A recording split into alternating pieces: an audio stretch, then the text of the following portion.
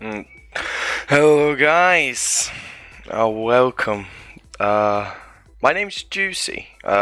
Most of you probably already know me. I am a coach on the Rocket League Coaching Discord as well as the caster for the tournaments, and I'll be doing a replay analysis stream today. I've already got tons of replays, so if you want to, you can still send them in. You can use !submit in the chat, and the bot will tell you exactly what to do.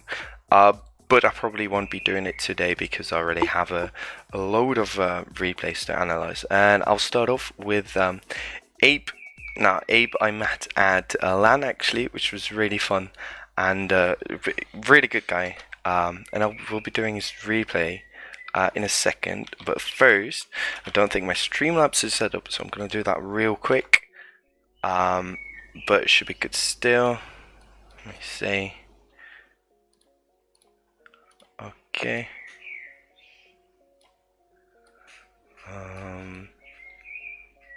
Alright, so that should be showing up soon as well. Yeah, let's get right into it. So this is a solo standard replay at around Diamond 3 level, I believe. Yeah.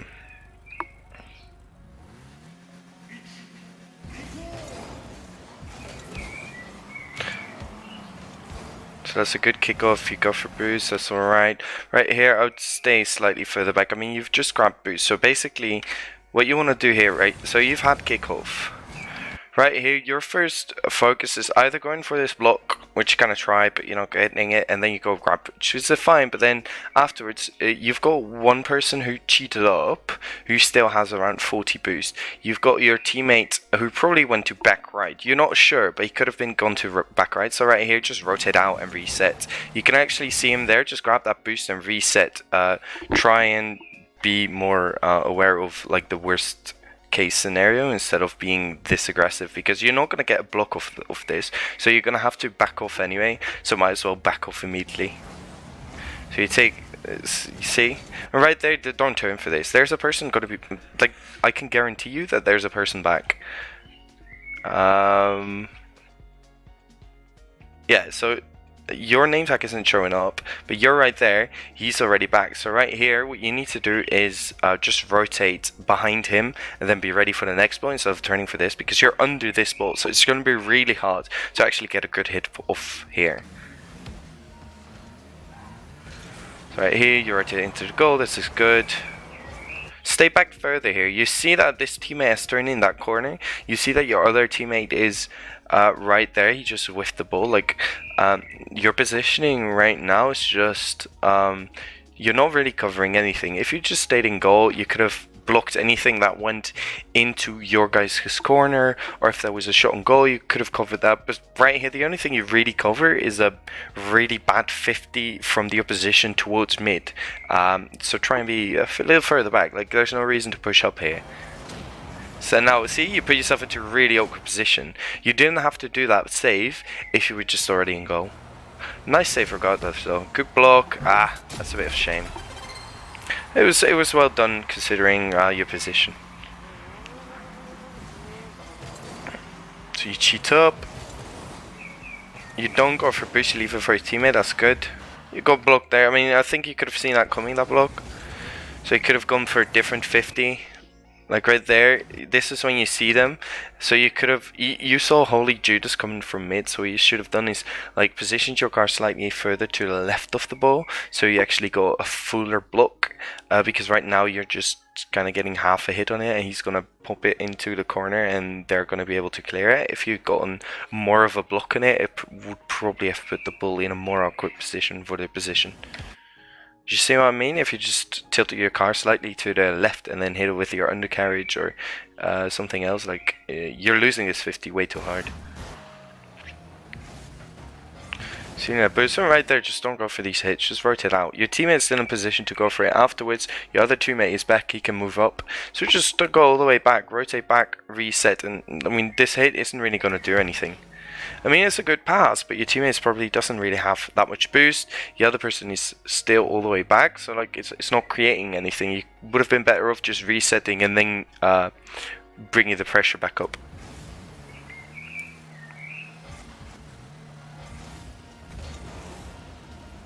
Oh, that could have been a goal. That's unlucky though. That's good rotation back. I'd have stayed slightly further back there, but that's alright. I don't know what you're doing here in your rotation. Like, you're not really in any position. What I would have done here is kind of loop around and then start covering backboard, right? So what you see here is you get beaten to this. That's okay, that happens. You grab this boost, and now both your teammates are still in defense. So what you want to do is go into a position where they either can clear it to you, or where you can cover something else. And what you're doing now is just kind of driving around midfield, not really doing anything. What I've liked you to do here is, let's see. So just from here, that you're here, just go around this, loop around, and then kind of stay around this area, because in this area you can both cover backboard and you can rotate into goal if necessary. But right here, your positioning isn't really doing anything. It would have also been fine to kind of linker up field, see if they could clear it to you, but like what you're doing right now is just keeping yourself out of the play. There you go. So like, there's nothing really that they can do. So right here, you rotate into goal, but again, just stay further back, stay more in goal here. See what, watch what's gonna happen first before moving upfield like this. See, now you have to turn instead of just facing front the entire time because you move that far upfield. What you want to do here is like cover Kuji and see what he's gonna do, and then help him out instead of moving upfield, because your other teammate, you saw him before, like right here. You see your other teammate here, and he's going behind you. So you don't know exactly where he is, but he's somewhere on the left side. So he's probably ready for the pass, or he's just grab boost. But he's not covering your goal, neither is he helping out Kuji. That's something that you could read during this play. So what you want to do is just cover Kuji, see if he messes up. If he messes up, you've got the next ball. You don't need to be ready for a pass here. So you want to be further to the right and just cover Kuji. You're pushing up way too far here. That worked alright though. It's a bit lucky, but...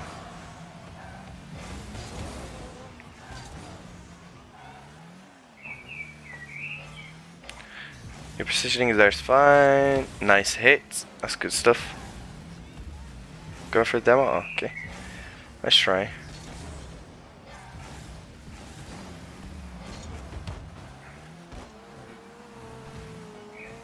Yeah, you shouldn't have turned for this.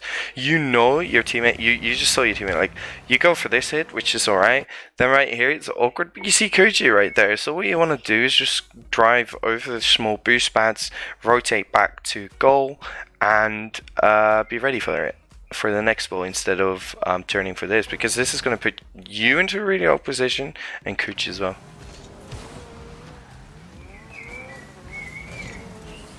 A lovely triple commit.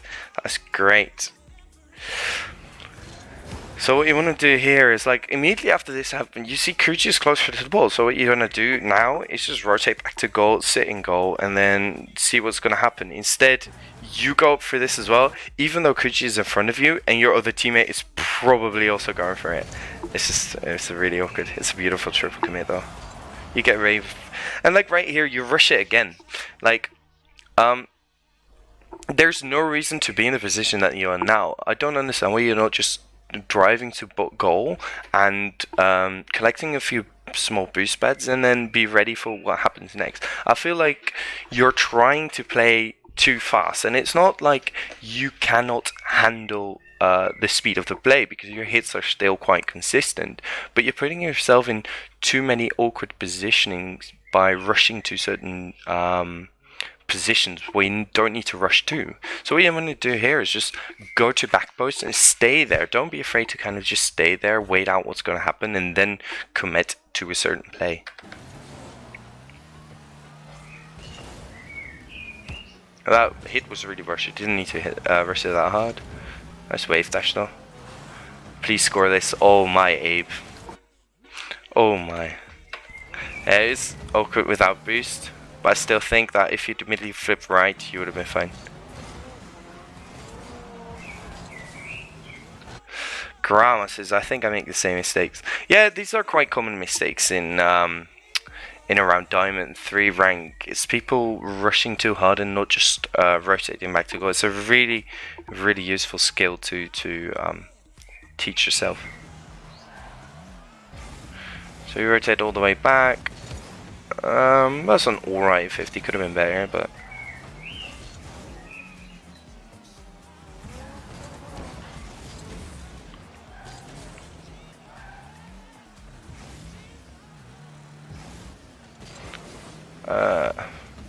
I mean, I like the idea here. So right here, what you do really well is keeping the ball away from the wall, because you see Harley Judas is on the wall, so you try to so you got into it. That's really well done. And then the other, the follow up is a bit less good. He could have probably hit that, but he misses anyway. Nice bench. A bit too hard, but that's all right. You don't need to rotate all the way back there. Look, you've got 43 boost. You use 10 boost. No, you use 30 boost to go all the way back and then keep on going back. I see. Thank you for the sub, by the way. What you could have just done here is drive over mid boost, check if it's up, and then grab 2-3 small boost pads and remain in the play instead of going all the way back. Because you take yourself completely out of the play here. And then you need another, look, you need another 40 boost. So what you've done right now is, you were right side upfield with, I think it was 40 boost. What you've done is gone all the way back, used boost in the process, gotten some new boost, and then used 40 boost to get back into the exact same position that you were in with 40. And it took you, I mean, probably like 4 seconds. In that same time, probably less than that, you could have also just grabbed 2 small boost pads and be already ready. You could have probably had more boost if you just grabbed a few small boost pads and stayed in the play instead of committing to a rotation back all the way.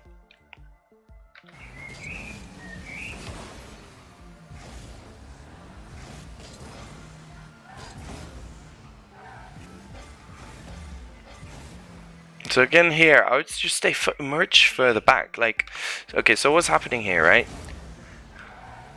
You see Kuji's on the ball. Gnainte, whatever that name is upfield with him. So what you want to do now is, instead of trying to put yourself into a better position, you are the third man. So what your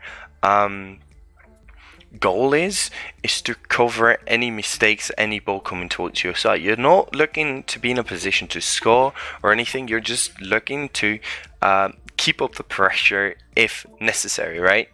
So what you want to do here is kind of just go into either mid, as in the middle of the pitch, or go slightly to the left side, but stay quite far behind both Kuji and Moshi, because if behind both Kuji and Gnainte, because if one of them gets dunked and the ball goes all the way to the other side, you want to be in a position to just boom the ball back upfield, or take control of it so that they have the time to rotate back. And what you're doing now is just putting yourself into a position, so you have to do a really awkward save again in order to actually not get scored on.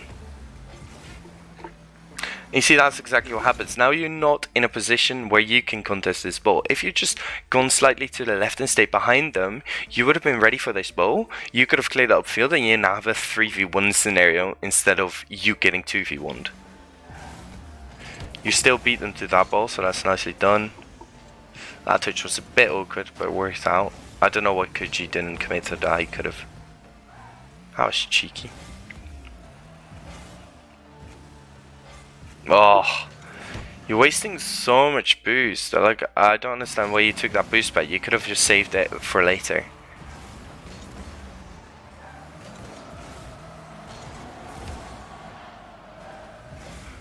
Right, so again, you make the exact same mistake. You're not covering your teammates. Just going to goal. You see Kuji's already mid. Gnainte is on the ball. So your position should be third man. You should just stick and goal.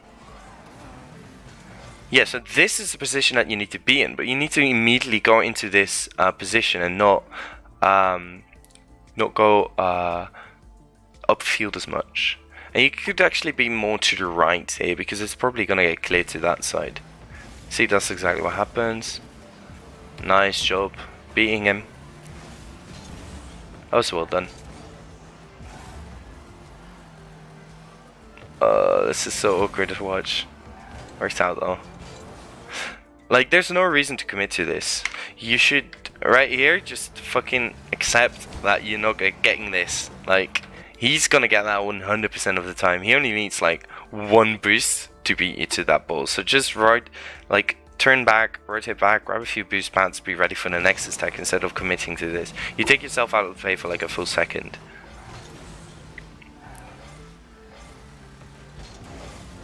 Nice one. Another one. Oh, that's unlucky. That's a really nice try though. Kumoshi should have been there quicker. Nice job. I wouldn't have committed for that because your teammate, like, just fucking accept it. Alright, so what you see here, that teammate's up for it, but you see him, he's gonna land on the wall right there, and you're already up for it. It's alright. Like, it's not really a mistake going for this per se, but the thing is, because you go up for this area, your third man is not gonna commit to this ball however good the pass is, because it's just so risky. So unless, I mean, maybe if you have like the perfect pass into his position that he'll commit to it, but otherwise he'll probably choose not to because he sees that both his teammates are upfield and it's just going to result in a goal for them. So what you want to do here is just leave another ball for Gnene, or I keep forgetting his name, is such a weird name, but keep that ball for him. Just stay on the right side wall or wherever in order to cover what's going to happen, and then you can just keep up pressure and create an opportunity at a later point. You're trying to force an opportunity too much. Shimmy implying historic scores sextuple flip reset goals. Don't lie to us, Shimmy.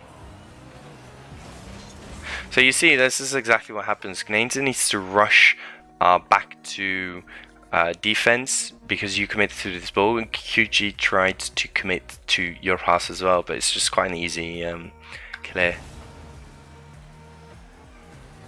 So this positioning is good, you're just covering it, but that boost grab was really, like, alright, so this is fine, and then right here you should have realized that they're probably going to get a second hit, so you shouldn't have moved upfield as much. Just try, give yourself a little more space. You're forcing yourself to play with a very few space, very little space.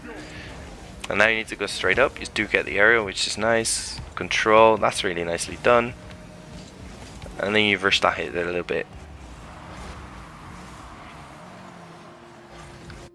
That cut into rotation is a bit weird as well. Like right here, just rotate into third man. Your teammate is still back, so just go further back.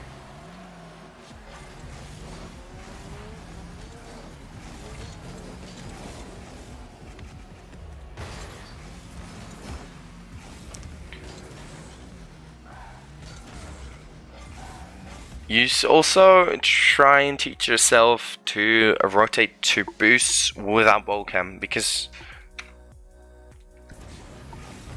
alright, so this is when you turn it off.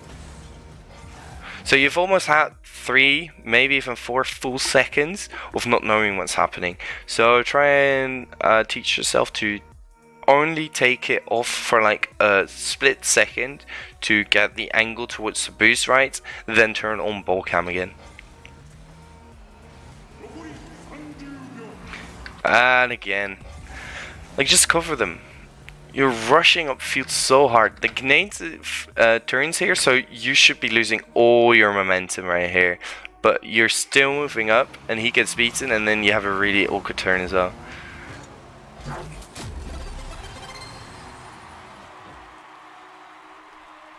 Yeah, actually working on that as well. Yeah, it's a really useful skill because you've probably rotated back to goal for like 5 times this game. So then that's 5 times 4 seconds that you've not seen the ball and don't really know what's happening. And if it's a pinch, your positioning afterwards is going to be really weird.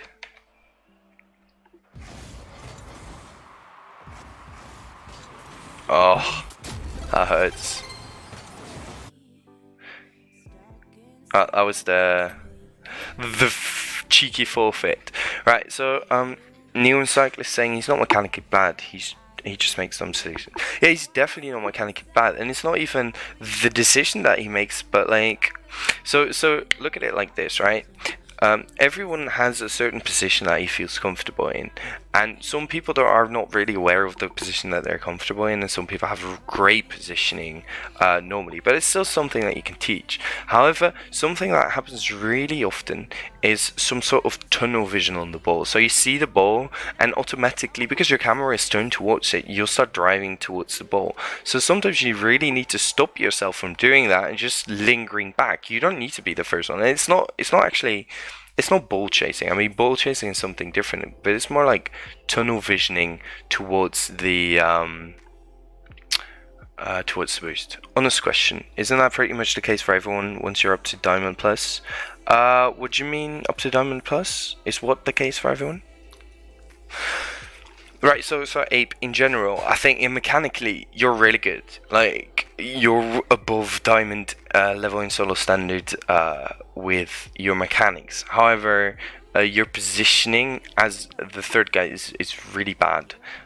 You're pushing up way too far, and you're not ever trying to just support your teammates. So that's something that you should really work on. Just linger further back. Be more aware of when you're third position. If you're the furthest one back, just realize for yourself, okay, I'm the third one now. My only goal is to stop whatever clear the other team is trying to get. So that's what you want to do. Stay further back. That's one thing. That is you guys on offense. And the other thing is, when you are still in defense, just rotate to back post more, and don't be afraid to link around there, because back post is such a strong position. Just slightly of besides the goal, actually. Right. So this position is such an important position. So somewhere around that blue dot, it's such an important position. Why? You can still boost across goal and save nearly every shot, unless it's a complete banger, but most of the time there's already someone in goal, so you're going to be slightly on the side. But the other thing that you can do is go up the backboard and get clears there. So I think that is something that you could really work on as well. And I think the main mistakes to both of these things are like, you want to play too quick. You are a quick player, which is fine, but you need to know when to slow down and when to commit to these things. If you've got any questions, if anyone has any questions, you can always message me on Discord as well if I'm not online, and I can answer them. Good mechanicals gets you through silver and probably gold, I would imagine. Yeah, it really does. Everyone at Diamond seems mechanically solid, decision, teamwork, 1,000. Yeah, but there's still a huge difference between Champion and Diamond. It's mainly the consistency with which players are able to do stuff, and the speed at which they do it. So yeah, I mean, I can, you're C2 in standard. Yeah, I can definitely see that you've got the mechanical skills capable of doing it. And if you've got teammates that allow you to play that aggressive kind of game and just go for every ball when they stay for the back, I can really see it working. But if you want to, especially in solo standard, or just in general, if you want to improve, you need to get better at playing that third man. Otherwise, they're just going to score on you every single time that you are in that third position. Alright, let's see if there's any other comments. Able to say YouTube replays. No, I'm sorry, Jack, I'm not doing YouTube replays. The main reason is because sometimes I want to go out of that player view just to see what's happening on the field. Your explanations are very nice. Thank you, Garama. Yeah, so mechanics being fine but making bad decisions. Yeah, so the decisions are really important.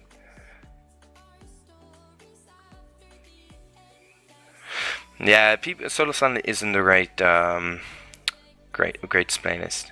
Main consistency is probably in the high down and low champs. Yeah, it's the main thing. It's the main difference. And just I mean, it's not even consistency with at one point. It's like consistency with the stuff that you go for. Like if I go for something, I hit it 99% of the time. I don't go for stuff that I don't feel comfortable going for in general. And other people, like especially at Diamond and Champ, you just have a lot of people that are with, and it's not necessarily that they can't do it mechanically, or that they can do it on a good day or something. It's just like the consistency during a match with which you hit stuff that you actually go for is really important, and it's really hard to read for the opposition if you whiff everything. Unless you're playing with a consistent team, there's nothing you can do about your teammates. All you can do is improve yourself and how yourself to handle their mistakes. Exactly. So what you want to do is like get better. Your goal for every game should be to get better. Alright. That's it for Abe. I'll find another replay. I've got tons. Actually, let me know, what do you guys want to see? Do you want to see another 3s game? Do you want to see 2s game? What kind of rank do you want? I think I have a GC one in 2s. I've got what else do I have? Champion solo standard. I think I have the Champ 3 standard. Some doubles. Let's see. Yeah, Abe. I was alright, so I see a lot of 2s. I've got a let's see.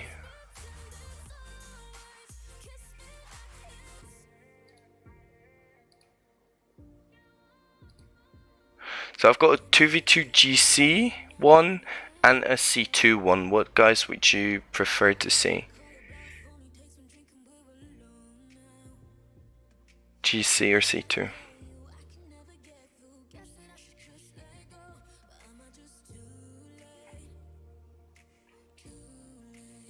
GC. Alright. I'll do GC replay. Oh wait, no, I'm seeing way more C2s, so I'm gonna do the C2 one. I'm sorry, Defin.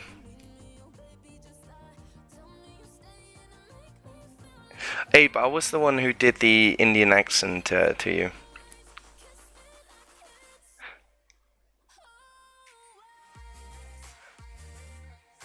Alright, I'll put it on, be right back. Give me 5 minutes to set everything up and I'll be back in a bit.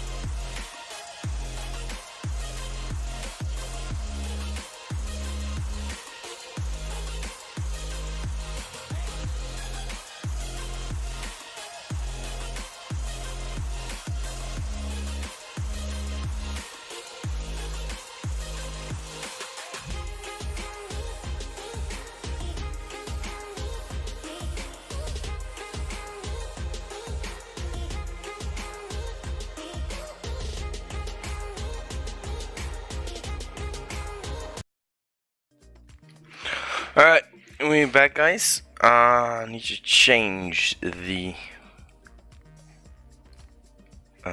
player name. Let's see.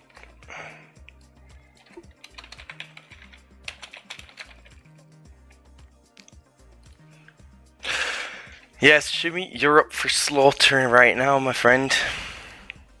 Alright, so any of you that just tuned in, my name's Juicy. I am with RLCD, which is a free Rocket League coaching Discord. I am both a coach and a caster, and right now I'm doing a live replay analysis stream. Which means that people have sent in the replays and I am analysing them, giving them, analysing what's going on, but also giving them tips on how to improve and what to improve specifically. If you want to submit a replay of your own, you can type in !submit in the chat, and I hope all of you learn something from it. So yeah, this is Shimmy. This is a C2 level 2's game, which is slightly different than 3's. Orange team with C3s, I've just been whispered in my ear, so keep that in mind. One thing that I've done is make the nameplates slightly bigger so that you guys can see better where opponents are and might make for more obvious decisions. That is a tip that I can give anyone, by the way. They've got an option right now in Rocket League. It says an interface, and it's a nameplate skill and a nameplate mode. Put nameplate mode on always visible. That is the biggest tip I can give you. Why? You can see more clearly where everyone is. You might also want to up the nameplate skill. I've put it on 100 just because I'm so used to it, and it really looks weird for me if I put it up. But during replay analysis, I'll try and turn them up so you can see better. But yeah, it's a really big tip. Turn on those nameplates like always. Alright. By the way, Shimmy, if I see any going for flip resets, I'm gonna strangle you. Just so that you're prepared.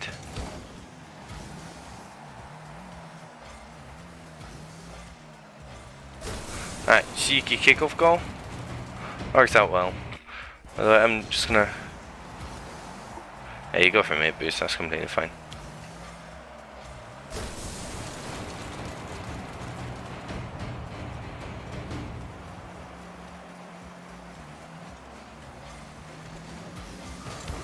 Okay, that's a really good 50. I think you could have committed to the right back mid boost quicker, but it's not really a mistake per se. Oh, that's a really risky. Like, what you want to do here, right? So right here, up until this point, it's fine. Now your teammate gets beaten, and I don't understand where you're going for this. What you want to do here is kind of just stall out time, make sure they don't score. Instead, you turn for this really risky challenge because that guy's still on the ball. You don't know whether he's going to hit it again. So what you need to do is prepare for him hitting again. Instead, you go for a really risky challenge, and it's probably going to get scored on. Mid boost if teammate has control, otherwise back boost. Is it not? I mean, that's alright. But like sometimes it's also better to just grab a few small boost pads and stay around middle. It really depends. It really depends. Because committing to a mid boost when you still have 20 boost from kickoff and you're grabbing small boost pads might be a much better decision because you're staying in the play much more than when you commit to going for mid boost, even though it doesn't take you out of the play that much. Do we not like flip reset? The thing with flip resets, Wolf, is that it's really easy to mess up and it completely takes you out of the play, and I know that Jimmy likes doing them, which is why I told him that if I see one, I'm gonna strangle him. Alright, so yeah, you get beaten to that, and it should be a goal for them because your teammate is nowhere near back because he also committed for the same ball before you did. So it's a bad decision on your part. See, so Shimmy right now is 27 boost, so what I'd like to see him do here is grab the boost pad that you see left in front of you, like in the left side center of the screen, and then turn towards Skull and support his teammate. But we'll see what he does. Nah, he commits for back boost. Like, Alright, so how much boost did you actually have just after kickoff? So you had 36. Grabbing 2 there would have brought you up to 60. It would be better to just grab those small boost pads and then help out your teammate, because you're taking yourself way out of the play by going for this. Works out though. Don't know why that guy committed for that. That's a really awkward touch. Yeah, so this is well done. You're not going for the challenge here because you are your teammate is out of position, but I hope you don't go for this either. I mean, it works out. That's all right. It's not too bad. It's a good challenge. I would have probably just backed off there and given them some space. Oh, you almost got that. Leave that with your teammate. Good job. You're kind of just driving in circles here. Give yourself a bit more space. Like right there, you know that he's gonna put it into the corner, so immediately turn and be ready for the next thing instead of committing to this. Like you're driving out cold way too far. If this is bounced a bit like a bit different than you expected, which sometimes happens because your reach just a bit off, then you'd have been really awkward position. You actually have to reverse, so you lose all your momentum. Same thing with Abe, just stay slightly further back. Take your time, good stuff, go for a good 50, that works as well. Nice block.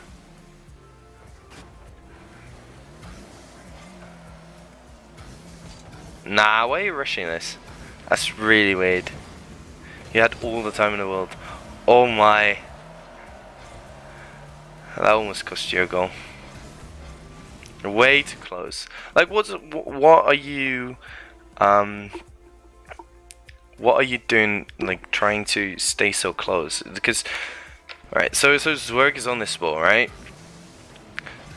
Right here, what you want to do is make sure that if Papa Donkey or Ariel Dave gets the ball, you want to stay close enough to get to the ball first, but far away enough that you can also just decide to back off and play it safe. You are so close, like you're putting yourself into a really awkward position. If Papa Donkey gets a really good clear or takes it into the corner, you're gonna be in a really awkward position. Just keep more boost. You're wasting a lot of boost here getting into this position. Good challenges. Don't know why you didn't just pop that to your teammate. Alright, this gives you time. Don't know what your teammate is doing. Good job leaving that boost, by the way. Nice 50. Lucky on the demo.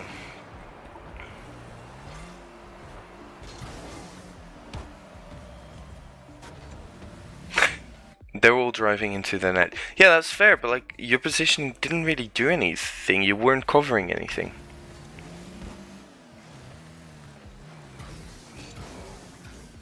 Go, go, go. Oh, that should have been a goal.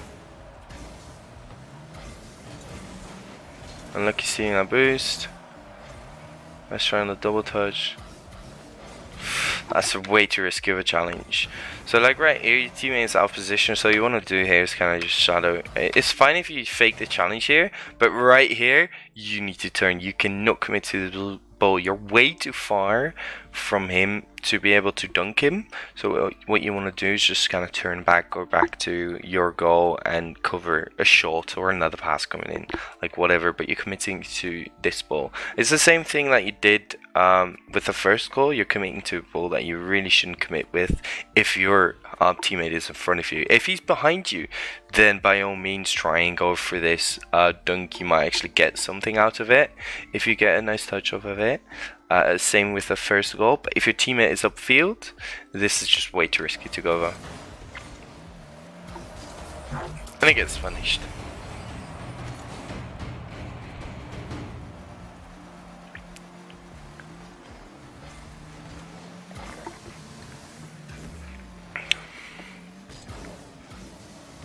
You're wasting a little boost for nothing. There was no way, like no way After this dodge, there's no way he's going to put it in. And if he does, you can also just drive on the ground towards the second post instead of wasting 35 boost going for this. 2s is really a lot about boost management. You want to waste as little boost as you can.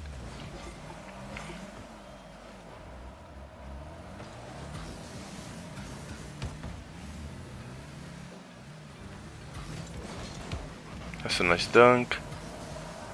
Oh, your teammate misses. That's alright. I don't know what your teammate's doing there. Nice 15. Hello, Greenbear. Hey man, it says on the replays website that my replay is invalid, which I don't understand because I can watch it in game. Has this happened to you?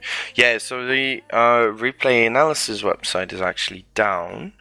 What you can do is just send it in a message on Discord to me.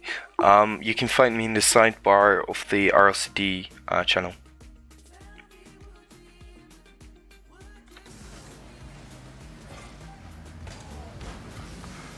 Alright, nice 50. I mean, you could have recovered with a power slide there better, I feel.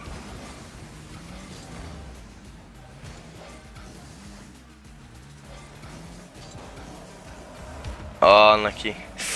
It's really risky though. I wouldn't have committed to this. Like, your teammate is still flailing about on the wall, so you need to 100% score this, or you're gonna get scored on. You commit to it, but like, it was either going to be saved by Zerg or Ariel's Dave. This was a really awkward area. I would not have gone for this. I would have just shadowed it and then went for a better challenge, because right now you're just going to get scored on again. Oh wait, he missed. Oh my. Oh my, I love how much of a shitfest Rocket League can be.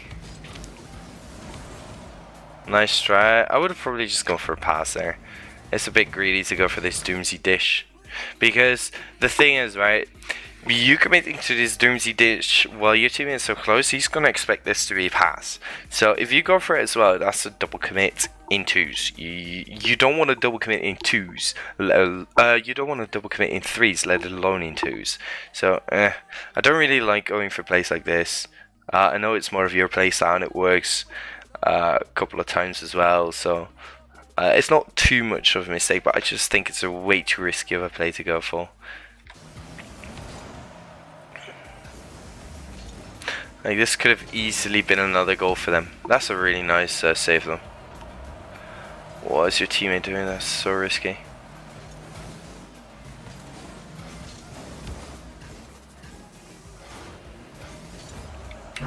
Alright, so let's see what happens there. So this is awkward. What I would have done here is to kind of stayed around the position that you're in right here, maybe even a little bit further back, but you're pushing up really far afterwards. Love this enthusiasm. You're not just talking like you're bored. Just a minor thing I noticed.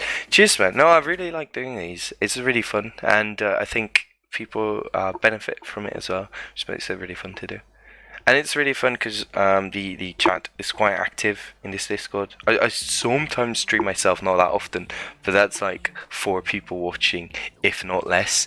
And it's like not really anything that implies that you're streaming. But then when I'm doing this, there's like, I think probably like 20 people watching right now, and quite a few active in chat as well. And I can have conversations about the game that I love, and it's great. I love it. Alright, so right there, just stay a little bit further back. At least this channel has fault saves, there definitely does. And then you get beaten to that. It's just awkward. You're quite a risky player, and sometimes that works if you've got a teammate that really supports everything that you do, but when you don't, it's just going to be really awkward. Not even going for the flip reset. Oh, nice try. Your teammates should be buying you time there. You should not be going for that hit. Yeah, see, this is well done. You do that way better than him. You're a bit too far up again. It puts you into a really awkward position, which is why you missed this. Like, right here, you are transitioning into offense, right? So this, you're like, okay, my teammates hit it upfield. We are now in a position to attack. What rank are you? This replay shimmy is champion 2. I'm grand champ. So what you want to do here is you do not want to fall into this attacking mindset because you are not in attack yet. You're getting out of defense. Those are two completely different things, right? I talked about this in an article that I wrote on the website. It's basically when you play twos, there are three different mindsets that you have. You have where you're obviously in defense, you've got where you're in offense, and you've got when you're transitioning. And the transitioning and the offense are really important because right now you're transitioning and not in offense. In offense is when you are 2 versus 1 and you actually have an opportunity to score and trying to get advantage of that. When you're transitioning, all that you're trying to do is keep possession of the ball, try and take someone out of the play, and then you are into that offensive thingy. Right now he has sort of done Papa Donkey, but Ariel Dave is more than ready to block this. So right here, what you want to do here is just linger further back, just stay near the goal until you're 100% sure you're going into offense. You need to really stay further back here. I just reckoned up the replay fell to you. Yeah, that's fine. I've seen an article where Squishy was in most of it. Yeah, I use Squishy because he's such a known player and it's really good to show what he does. He does these things really obvious. I really am proud of that article.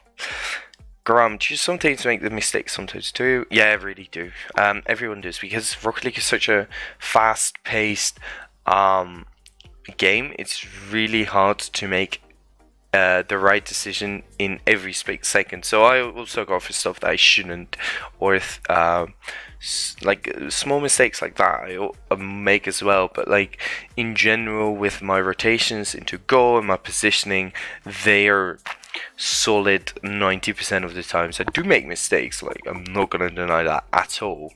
But in general, because I've put so much thought into where I should be, what position I should be having, it doesn't really happen that often to me anymore. Eric, you staffing a lot. Alright, so too far up, and then you have to go for this really awkward aerial, and you miss it, and then they score. Oh my, they not. Oh, what is this? Hey man, just want to say thanks. Last month you did a replay when I was flat 1. Now I'm up to D2. Congratulations, man.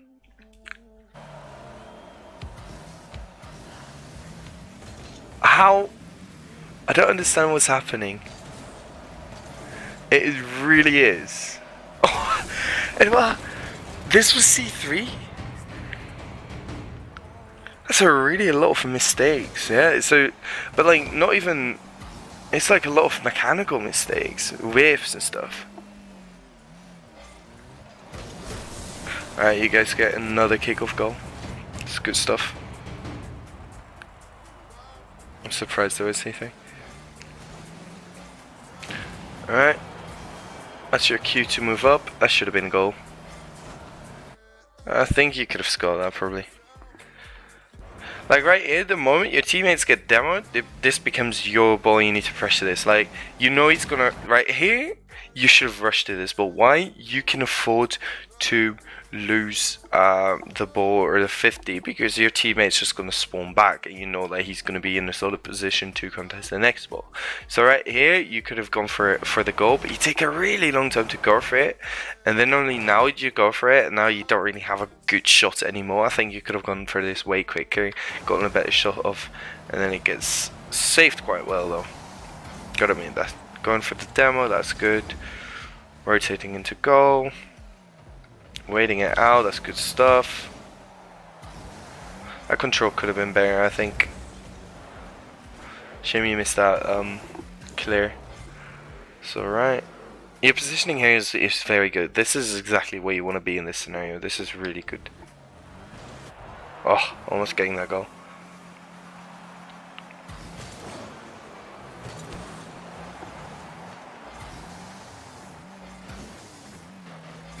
I think you're too far upfield here. Like, alright, so what you're covering here, right, is the pass across goal. That's basically what you're covering. And if it goes all the way around to the right side, that is probably what you were thinking being in this position. However,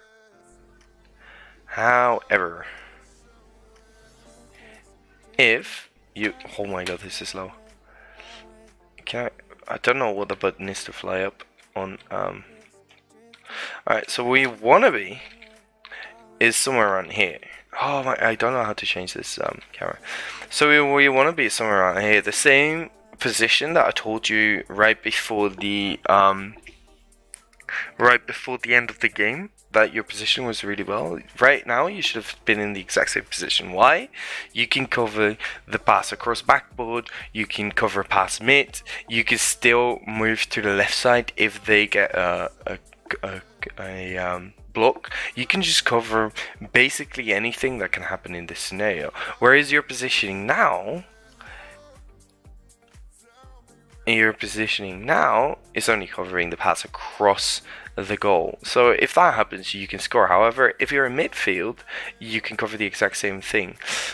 Yeah, but like, there's no point in focusing on boost diving. Boost diving is something that you want to do. It's not even that big in twos. I feel like it's more of a thing in threes, but I mean, it can be useful in twos, but boost diving is something that you want to do when you are in control of the ball and the play. But right now you're not, because Zwerg it isn't like dribbling or anything, or you having pressure after a while. Boost diving is something that you want to do when they're already low in boost and they're not that big of a threat. Right now they could both have 100. We can actually check. Let's check. No, I should be. So Papadonki has 100 boost. Zwerg your teammate has 0 boost, and Ariel Dave has 90 boost. So there's no point in trying to stop them right now. It's just after kickoff. That's something that you want to do when they're already low on boost, because right now they can go for aerials, they can go for plays, they can go for power shots, they can go for anything because they still have the boost. So it's really hard to actually stop them, because there's so much risk going in hand with it, because that you're just accepting because they can force stuff. Whereas if they are already low on boost, then you don't need to fear these power hits and stuff, because they have 0 boost. Alright. Does almost work out for you, but now you're in an awkward position. Nice demo.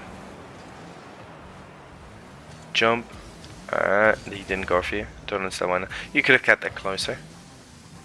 Your teammate should be contesting this. Good stuff. Nice half flip as well. Right now, I wouldn't rush that. Like, alright, so right here, this is good, but you know that guy is on the side. So what I would have done here is try and cover whatever pass he's going to try and give. I've probably moved up backboard actually right here. Because your teammate still needs time to recover. They're going to keep up pressure. Then he beats you to this. Your teammate just got a nice block.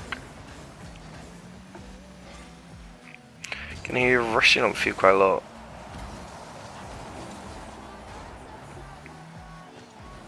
I don't know why you're turning that way. Alright, so right here. I mean, what I would have done, I would have given the space here. Like, this isn't really a risky ball. Your teammate is still recovering. I would have stayed around this area and see what's happening, and then force them, because you can see by the way what he's doing here, he's gonna go for a seeding shot or an air dribble or whatever, right? Which is sort of risky, but he's gonna waste a lot of boost in the process. Allow him to do that. Like, try and save your own boost. Let him use all his boost, just block the air dribble, and then go for the 2v1 play because one of them is out of boost. Instead, you're pushing up really far, and only then you realize what he's gonna do. Then you need to go all the way back into a good position. You're wasting boost in the process. It's just put yourself awkward. I don't know why your teammate is right there. It's a bit weird, but. And then right here, you should have immediately turned. Like, you know your teammate's out of position, you know they have possession, so you want to turn it towards goal immediately and grab some small boost pads and pressure the ball. It's like you take a long time doing so. You do get the boost due to it, but you take a long time. Nice save. Nice hit. That hit didn't really do anything.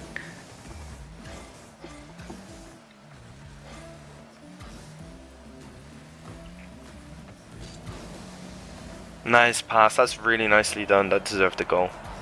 Oh, really lucky. That's a really awkward touch. Alright, so what I probably would have done here is taken it back to our own goal or rushed back more because how. So right here, I probably rushed all the way back already so I could contest the ball coming from our side through the mid boost, right? So what I would have done. Give me that fly, give me that fly.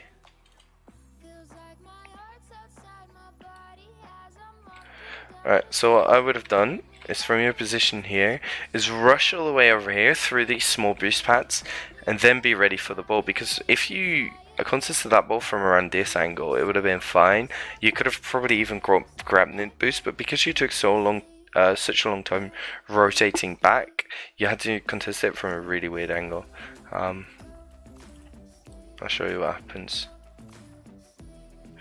So now right here, because you do not really rush back and just kind of take the short route towards the ball, you put yourself into really opposite. And now that you cannot challenge this, you can only if you catch this perfectly and take up the wall, you're going to be in a nice position. However, if you'd rushed back a bit more and giving yourself the angle to contest it from the back, you could have boomed it upfield.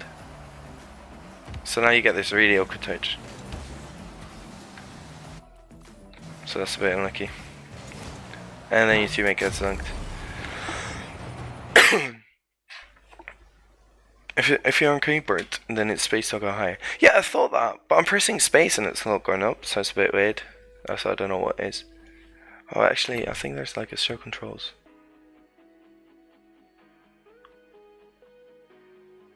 I can zoom out and zoom in. I see fly. No, I don't want focus. Yeah, space isn't doing anything, so don't know what it is. Do not know what it is. Anyway, so shimmy, right? What I think is your mechanics are alright. You know this because you do some nutty stuff sometimes, but you commit to a lot of awkward stuff in twos. You need to get more rest in your plays.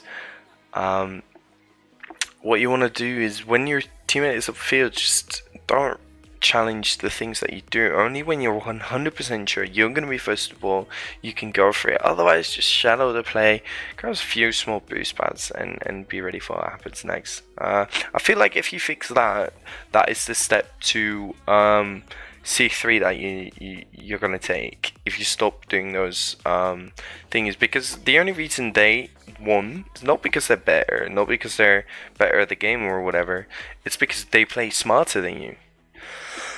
And ultimately that is that one goal that because I think two of the goals was just you overcommitting to a ball that you really didn't have to commit for, but you decided to anyway. You missed the challenge and they scored over it. So I think fixing that could actually already be enough to take you to C3, maybe even low GC, but I don't know that. It's probably going to be a bit of consistency as well, because there was one or two opportunities that you probably could have taken. So yeah, I think that's the thing for you. So that was shimmy. I've got a lot of messages. Let's see. Solo standard. Yeah, champion.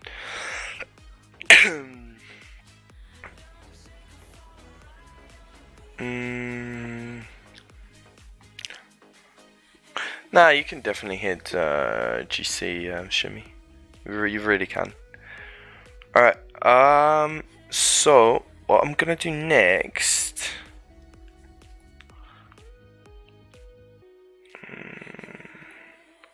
Just looking through the replays that we want. I've got a lot of 2v2, 3v3 replays. I don't understand twos that much. What do you not understand about twos? Hi, develop. Keep in mind, I've been struggling a lot lately. Noom Cycle, is it?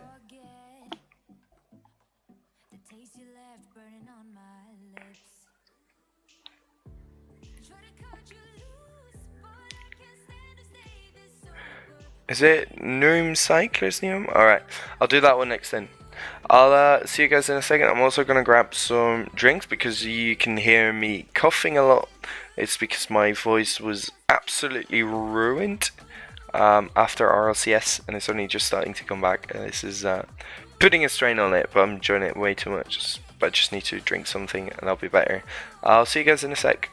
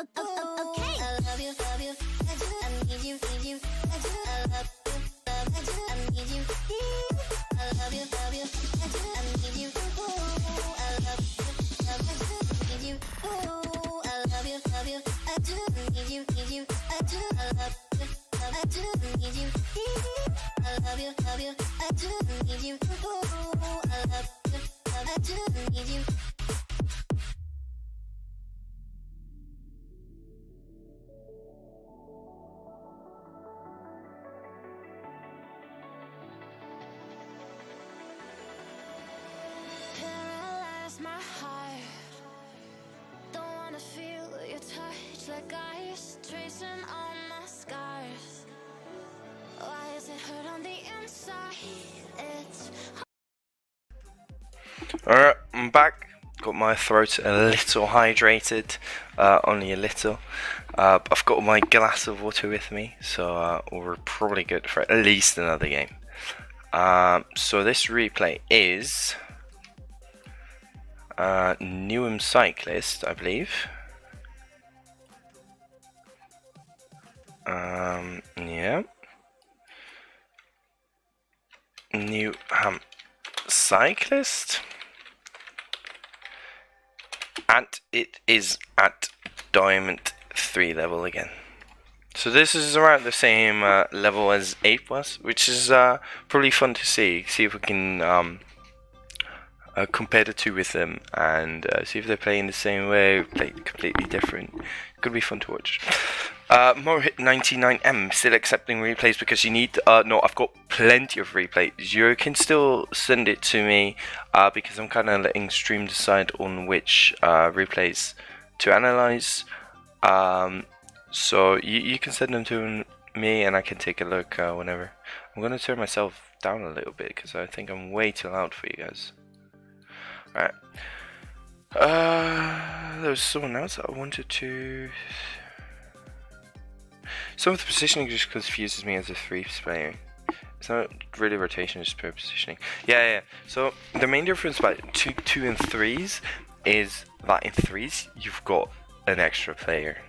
And it sounds really stupid, but it's true.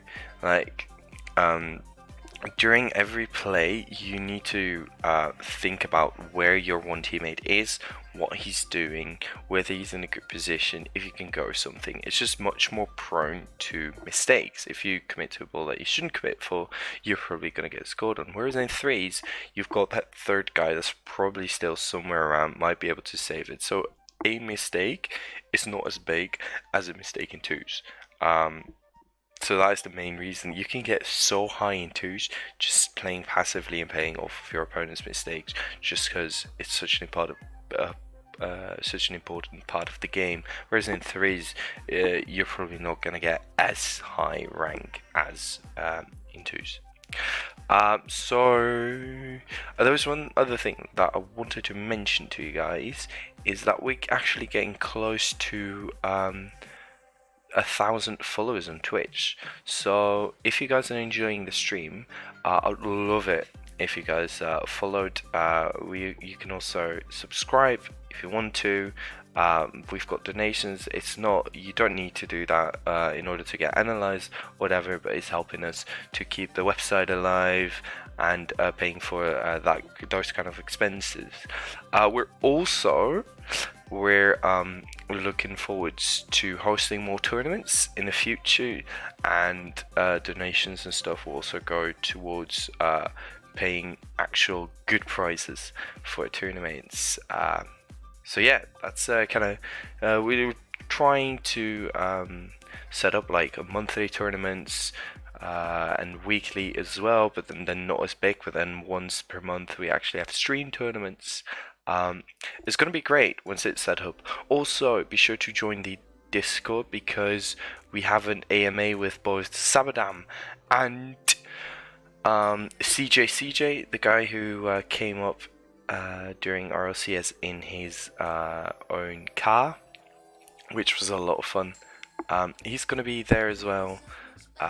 So yeah, it's going to be sick. And we have another one lined up as well, but I'm not going to announce it just yet. But that one is also an amazing AMA. So be sure to join the Discord and you can join in on those. That's enough talking and plugging and shout outs and stuff. Let's get into the replay.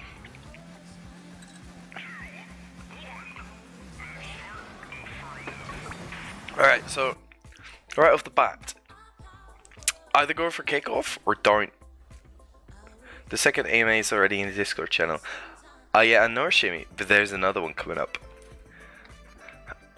There's a third one. So there's CJ, there's Sabadam. Sabadam's first. CJ is a few days after, but then we have another one lined up for you. It's gonna be sick.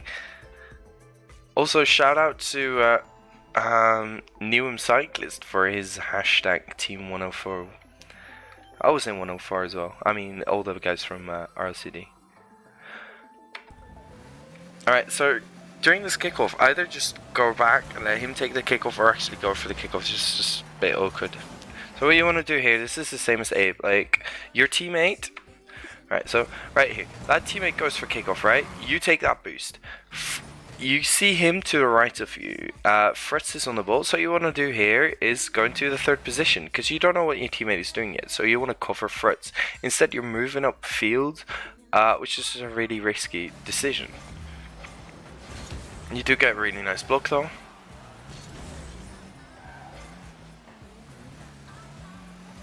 Yeah, so this is good. You move into third position.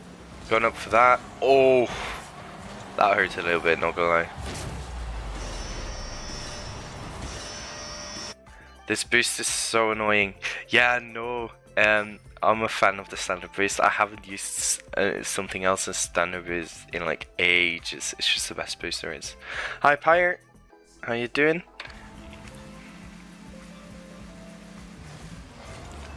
Alright, so again, this is like, you're not really doing anything in kickoff. In general, what you want to do is either grab boost, cheat up, or go for the kick boost for the kickoff. It's one of those three. But you're staying going. It's like, it's just puts you in a really awkward position. I would have cheated. So what I do during, if I get the spot that you're in, waiting a little while to see what Fuse is gonna do. So you wait. You see him turning, you can actually see his front wheels already. That's also a big tip. So if you're in this position, look at the wheels from the guy in front of you.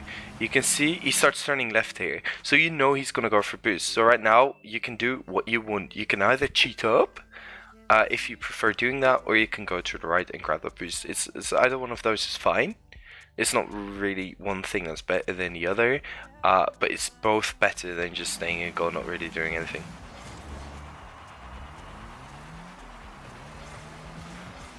Alright.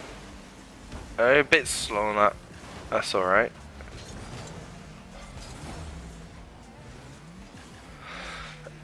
Rotating back. So, I'm doing alright, thanks to yourself. Come to exert more of your knowledge to review from replay 6 weeks or so back, because seriously it helped me improve. Alright, good to hear, man, good to hear. Alright, so right here, what you want to do here is, it's a general rule of thumb. If you don't know what's going to happen, don't flip. So if you see what's happening here, right, you're grabbing this boost, this is fine. Right now, you already see that Fritz doesn't really have the ball under control, so you don't know whether he's going to get a block, or he's going to be able to recover and get to the ball, or that Lloyd's just going to clear upfield.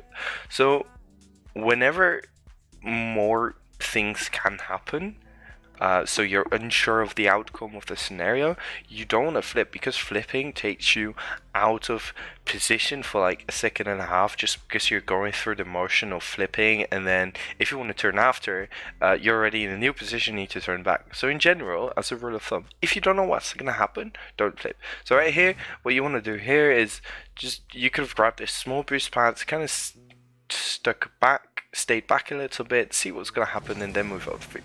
So right now you're taking yourself out of position. You need to, I mean, your cover is really nice here, but like so you immediately see that you cannot go for this. You turn around, but if you just hadn't flipped, you would have already been facing forward, and you would have just been in a better position to go for the next ball. That's a decent area, a really nice read of what was going to happen. Nah, so don't go for this. So you're without boost here. So right here, I can still understand you go for it. That boost is not up, by the way, it's a bug. Right here, you don't really have anything to do anymore. You don't have boost, the ball's high up in the air. So what you do, you turn around and you rotate back. Leave it to your teammates. Instead, you kind of stay upfield. Right now, you being in this position, you're going for the bump here. I mean, fair. In that case, I can understand it a little bit more, but it's still going to be hard with zero boost. And the fact that you are in this position, if someone from your team goes for this, that means the third guy cannot go for it just because you're still in this position, and it's way too risky for him to go for that ball. If you just turn around, grab some boost, rotate it back, that means that the second guy can just go for the ball, and the third guy can be ready for its pass because you're rotated back. So going for it isn't as risky as it is when you're in this position. So in general, if you find yourself in an awkward position just because you don't have boost, stuff like that, immediately rotate back. Just like go at the back of the line and reset, because you being in an awkward position and choosing to stay there is putting your teammates into an awkward position, because they cannot commit to certain balls that they normally could have if you just rotated back.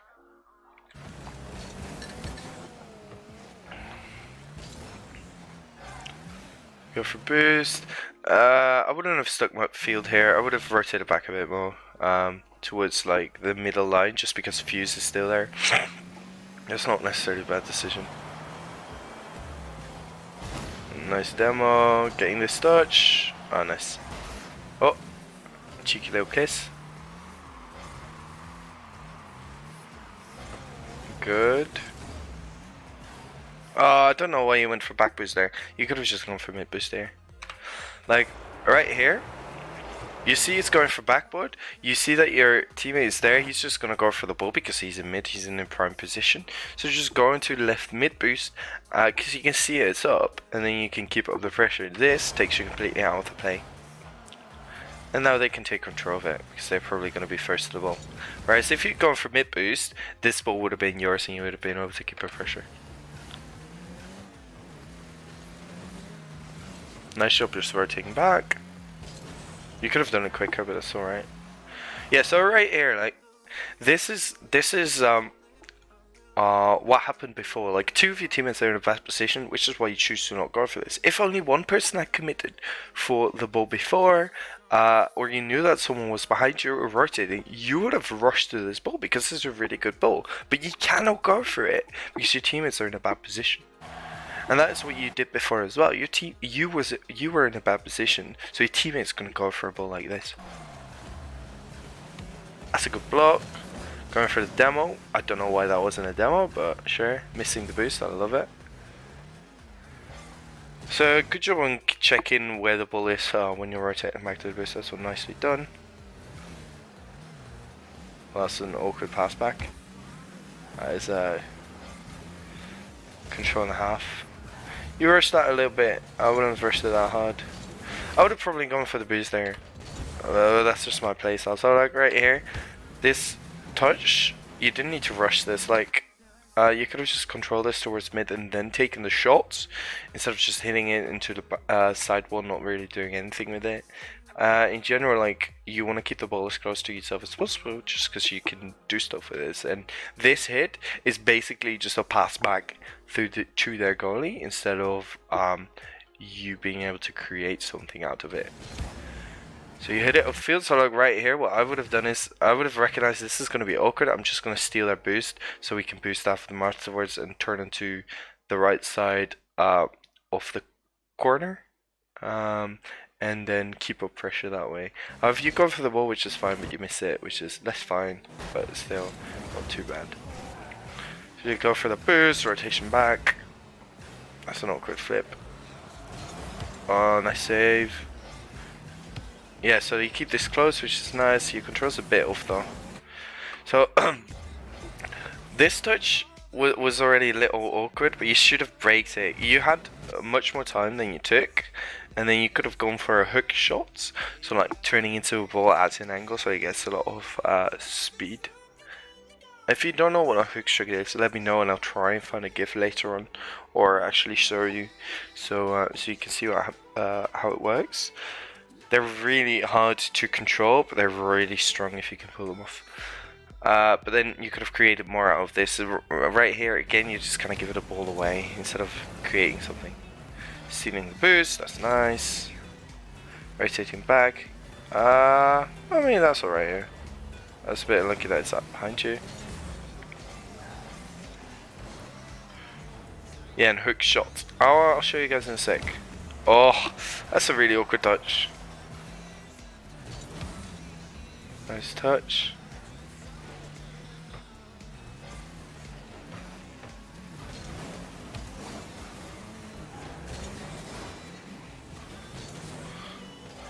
Alright, good job on keeping rotation back. When you have time, can you give me some advice for watching my own gameplay to recognize my mistakes? Oh yeah, I'll do that after this replay.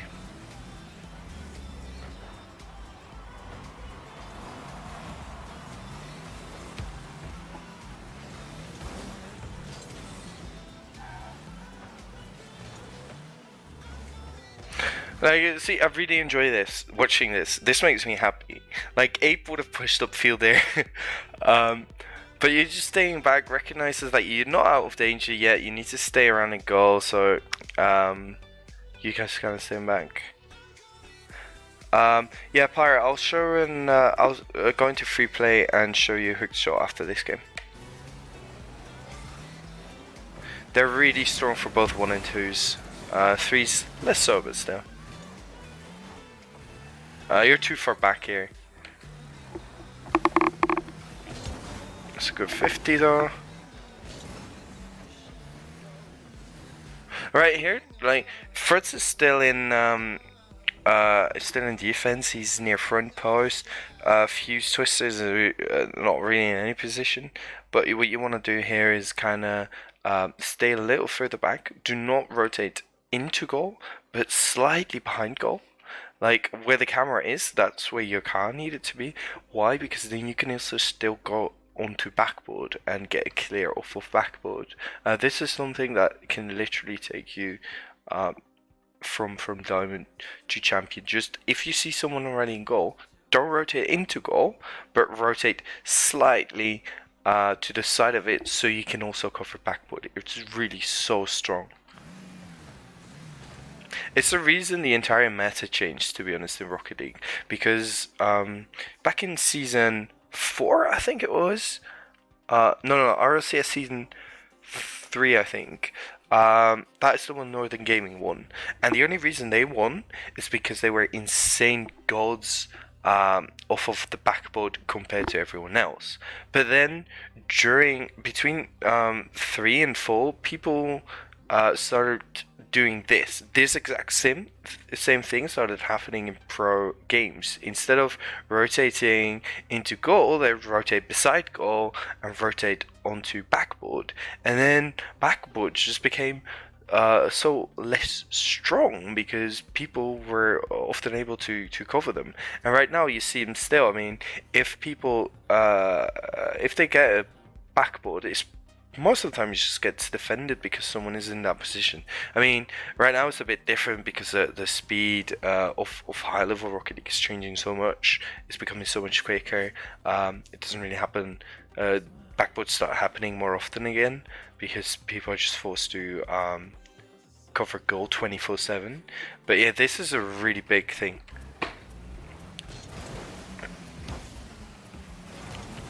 Worked out. Stealing a boost. Yes, after you steal the boost, rotate it back a little bit quicker. You can do it a bit quicker. That's a good 50. Yeah, so again, like right there, just stay near backboard. Oh, this is really awkward. Ugh. You get away with it though. Alright, let's see what happens there. So like right here, I wouldn't have rotating goal at all. I'd just stay behind goal and then see what Fritz is doing, and then you do not force yourself into such a position because you cement yourself into this position by rotating into goal. You can only go one direction when you're in goal, which is out of goal, but when you're besides the goal, there's just many more directions that you can go in. So then this is really awkward. I think if you just committed to it, you could have gotten it. But it ends up working out. That's an okay dribble. In general, I do not enjoy people taking the ball on top of your car out of defense. Why? It is quite easy to block, and it's going to be really dangerous if it does get blocked. So I prefer people just keeping it on the side of their car and then going for a 50, just because I feel like it's more reliable. But if you can get really reliable flicks, then it's an okay decision. Going for the redirects, but you don't really get a good touch. I think this was your mistake. I don't think you should have gone for this. Like, I probably would have gone for it as well, but I would have gotten a better touch than you, I think. But like, Twister's also still following it. If you go for this, try and just get a pop or low on the side, but don't. Yeah, it's just a really awkward hit. Like, it's fine that you go for it, but the way you went for it is just bit awkward. Bit awkward. And then you miss the 50 yourself. This gets put in.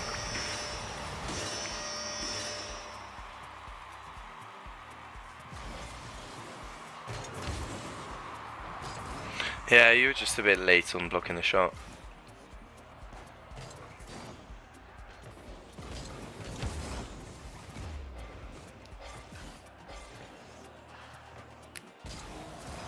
Oh, nice shot.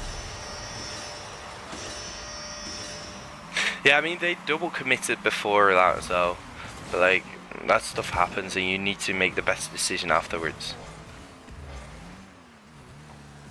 Oh, Christmas boost, that's the worst.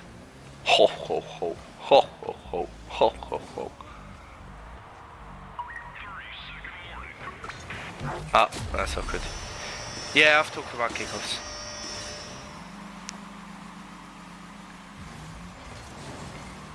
Alright, so you're cheating up here, that's fine. You're a bit late on that. But it's okay. It's not. So, like, right here, the reason. I'll tell you why I don't really comment on this. So, you got this. Like, right here, it's hard to realize at the last second that he's gonna get that before you. and both your teammates are back, so it's not really that dangerous to go for this. And if he gets a really back hit, you might also get a better block off and stuff. So I don't really mind it that much. Your recovery is also pretty nice. I don't know, understand. Oh no, sorry, that was the book. Which is showing me these are quick shots. Ah, poor Val. Now I can see it, I'll send it in a second. Oh, that's really awkward. It's alright here, just wait out a bit more. You've got more time here. You know it's gonna bounce in the corner, so you know it's gonna be an awkward bounce. Just stay a little bit back. Just wait it out a bit more. Justin? Oh no, that's your own goal. Oh, nice aerial. Oh, that's unlucky, that was nice.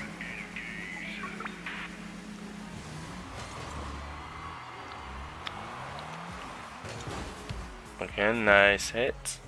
Getting a bump, another bump. That's done. I stay on ball cam a bit, off of ball cam a bit too long there. Ah, that's a nice aerial. Nah, there wasn't really much you could do about that. You rotated back quick enough. You could have done it quicker. You could have done it slightly quicker, but you probably wouldn't have gotten it either. Alright, so in general, I think during kickoffs, it's just really awkward. I feel like your kickoff itself is a bit awkward. And what you do when you don't take kickoffs is a bit awkward. You either cheat up or just go for boost. Or go for the kickoff itself, obviously. But like, don't stay in goal or stay in between stuff. Don't do that stuff. So that is one thing.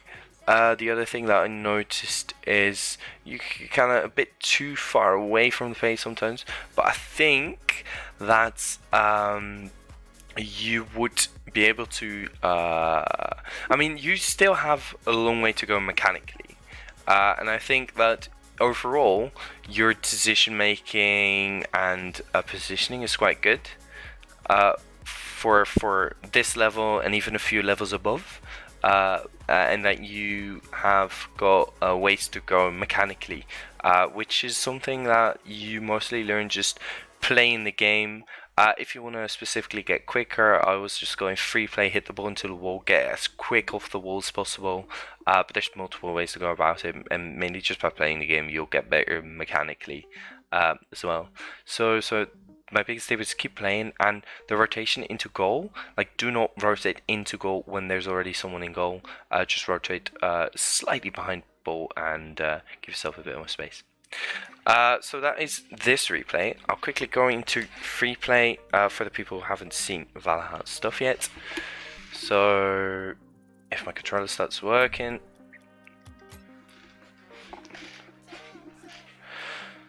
So right, the way you kind of use... Oh wait, I'm not gonna go on this map. I don't know why it's on this map. Training, free play.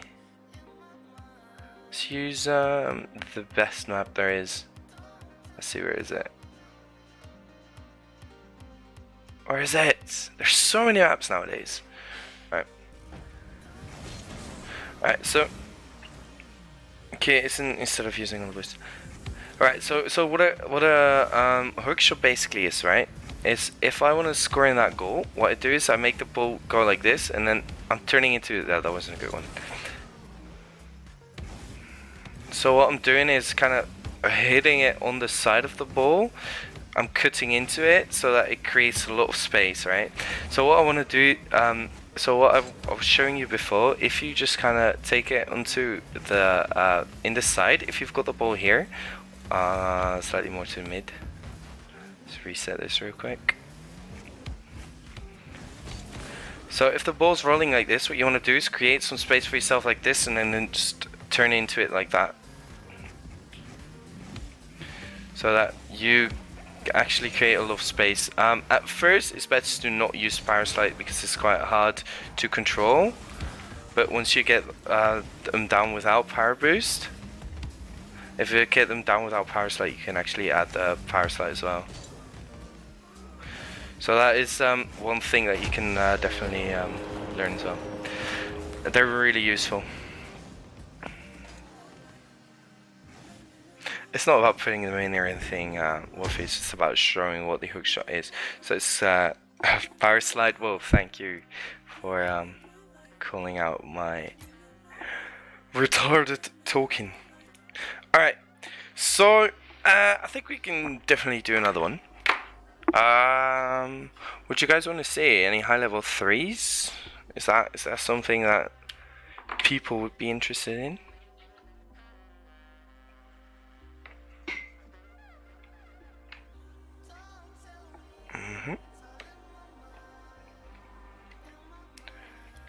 Do mine please, threes. And he said, whoa. Yeah, I see a lot of people going for 3s. So we're gonna do some high level 3s. I've got, let's see, Champ 1. Another Champ. I've got a Champ Solo Standard.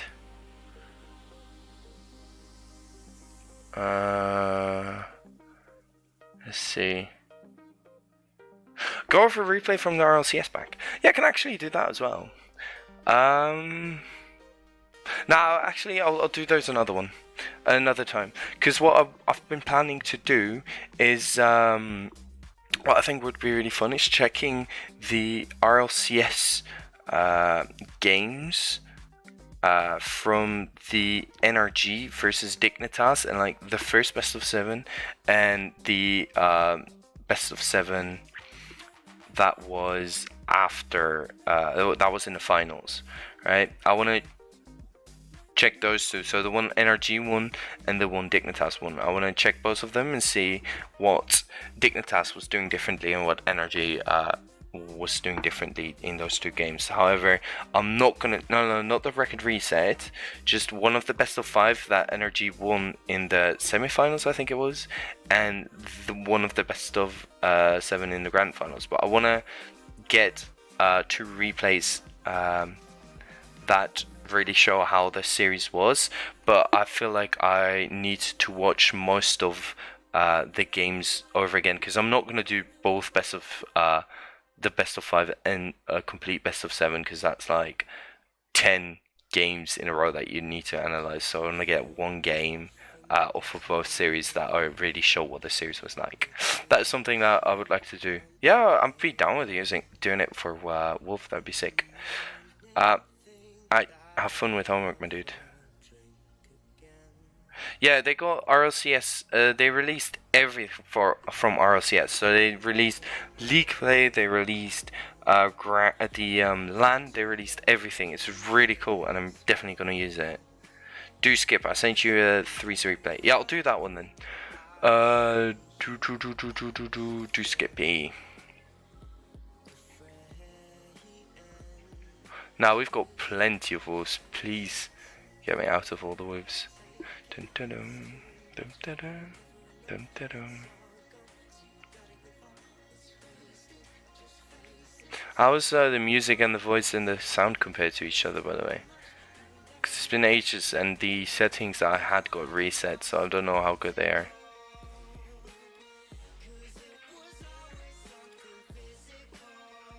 I sent you a replay, brother. I've improved a lot since you last saw me. Yeah, I'm probably gonna do skips today's, and then I want to do them more often, but I'm really busy with school last few weeks, so I don't know how many more I can do. But yeah, I'll hopefully do some more soon when I have a bit more time. Also, now that we still got the RLCD hype from the viewings that we got at LAN, because we were on screen. That was sick, by the way. That was so cool. Alright. Let's see.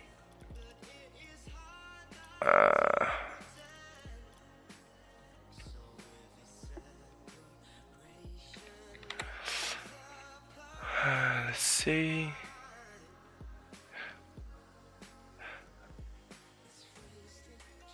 Can you tell me the name, do skipper?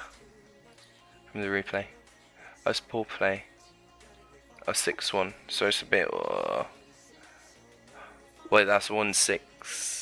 Let's see. Poor play. This is it. That's cool. I love these names, though. Those are mine. I got a lot of sick plays the other day. Alright.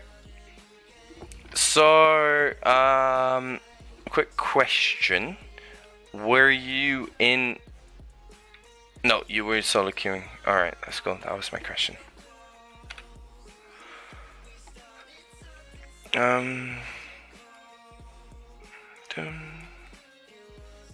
Get me into playing with you, please.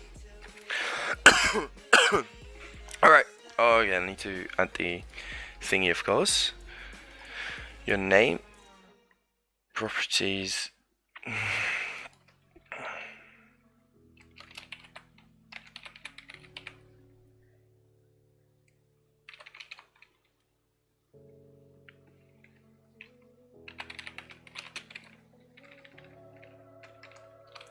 Champ 3.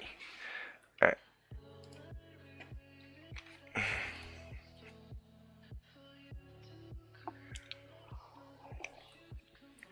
If I sent you a replay, will you do it another time, or will I need to resend it next time? Probably next time, because I just have so many replays lined up right now. It's insane. I'm not going to be able to do them anyone. So yeah. Oh, is it? Oh, I'm sorry. I'll change that. Oh, Duke's gift B. Alright. My voice is not enjoying this. I'm enjoying this way more than my voice. Alright, let's hop into it.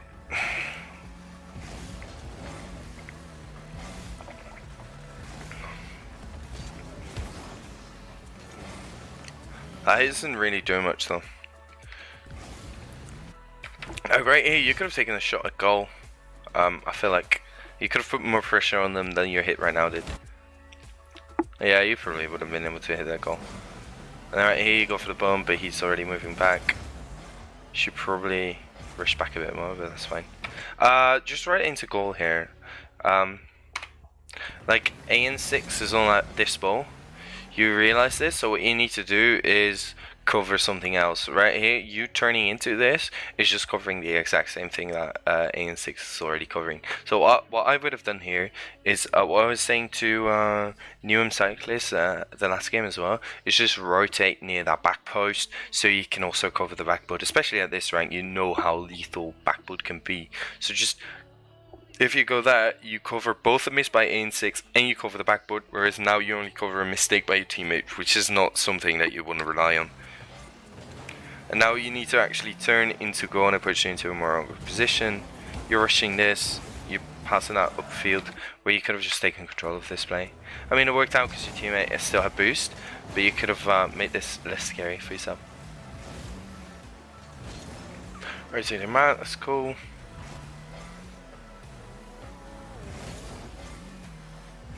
I don't know where your teammate was at. I would have expected my teammate to be at the exact same position.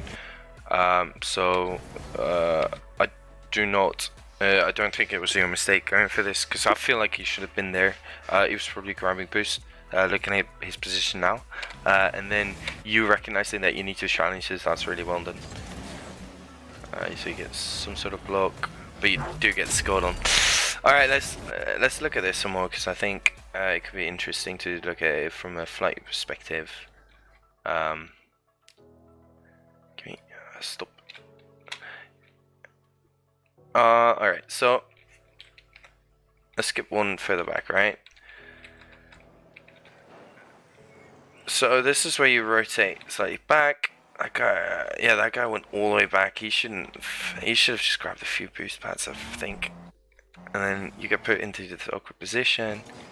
He rushes towards goal here. Like he does the same thing that you you did right before, where you kind of cut into things and cover the same stuff that your teammate is covering.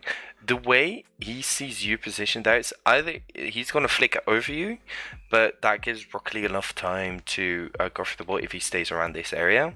And otherwise you're going to get the block, and then he needs to have as much space that he can have to go for the aerial. That's probably needs to happen right after. Instead, he moves upfield into goal, and then puts himself into a really awkward position. So I don't feel like this is your mistake per se. He just puts himself into a really awkward position. You see, because he has to go straight up after backboard. Or he has to reverse. It just puts himself into a really awkward position. So yeah, I don't think this is your fault at all. It's just an unfortunate series of events.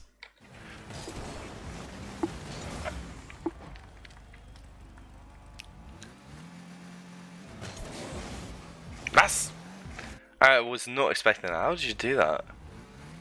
So you backwards, sideways, then half flip. I like that diagonal half flip. I normally just do a normal half flip. That works. Looks slick. That can be a goal. And you hit it up instead of down. Works as well.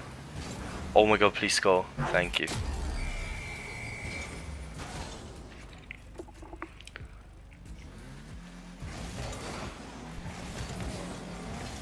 That's an alright kickoff. Gives you the boost as well.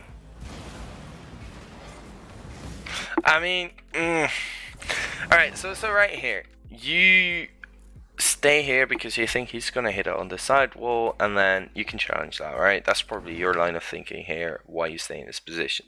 That's completely fine. That's nicely done. I would have been in this position as well. Then he hits it into the corner, then you decide to rush it. Even though he's going to beat you to this ball, you should have realized with the speed that he hit it at that he was going to beat you. So where you probably should have been is either on the side wall here and then stay further back to get his next hit, which is probably go onto the side wall, or just go back altogether. Do not challenge this, like he was going to beat you always. Yeah, see, if you were side wall here, you could have gotten a sick angle. You probably could have shot at goal. That was a good turn. AN6 shouldn't be turning there. Good job leaving that to him. Oh, that's awkward. Worked out. That's a really nice hit. That's well done. So like right here again. I mean, I like the pass, but like, I think that boost is. I don't know if that boost is up. I hate this spectator thingy. I'm gonna put it back a bit because then the boost spawns are good. Alright, so this happens. Alright, so this hit is really well done. And then right here, what I would have done here is probably flipped to the right so that you hit the ball into the corner and you can steal a boost. The hit that you go for isn't bad per se, but it only allows you to give the pass upfield. You only have 10 boost now, and they get their own corner boost. So it's just a bit more awkward than you being able to get both. You could have gotten both the pass and the boost, I feel like. You get bumped. Good job staying back. Nice. Oh, good fake. That's a bad 50 now. That's a really bad 50. Alright, so he's staying back. That's good. I think you could have beaten him there. Especially looking at... Alright, so right here. You see... no, he's actually going to mid boost. That's his bad. I thought he was rotating back. Sorry, that's my bad. I do think you still could have beaten them to this though. And then right here you should just... Alright, so you decide not to commit for it, which is fine. But then don't commit to it. Don't suddenly start driving upfield without really doing anything. Because right here, what I would expect it to happen here is Doomza popping it towards mid, or taking it along the wall. Either one of those happens. It's not going to be... And so what's going to happen is it's going to... You need to create some space for yourself. By moving upfield here and staying and like keep driving upfield, you put yourself into a really awkward position, because now the angle of stuff that you can block, the angle of stuff that you can get to, just like it becomes so much smaller. It's going to be much harder to hit the ball. So what you could have done here is just kind of relax, chill, stick in that corner a little while, slowly go upfield, not as fast as you go. Now just kind of linger back and then react to what's happening then, because you don't know what's going to happen yet, so you can only base your position on what you think is going to happen, but by moving upfield you are still covering the same stuff but less of it, if that makes sense. And then they pop it over you and now you're in a really awkward position. That's a good 50 though. I would have used the sidewall here. I don't know how comfortable you feel on walls, but going on sidewall instead of aerialing saves you 10 boost, and you could have gotten the angle to goal, whereas this was really hard. You actually aim towards the wall. You could have just gone on the wall here, you could have beaten them and kept more boost than the 30 that you used to go up here.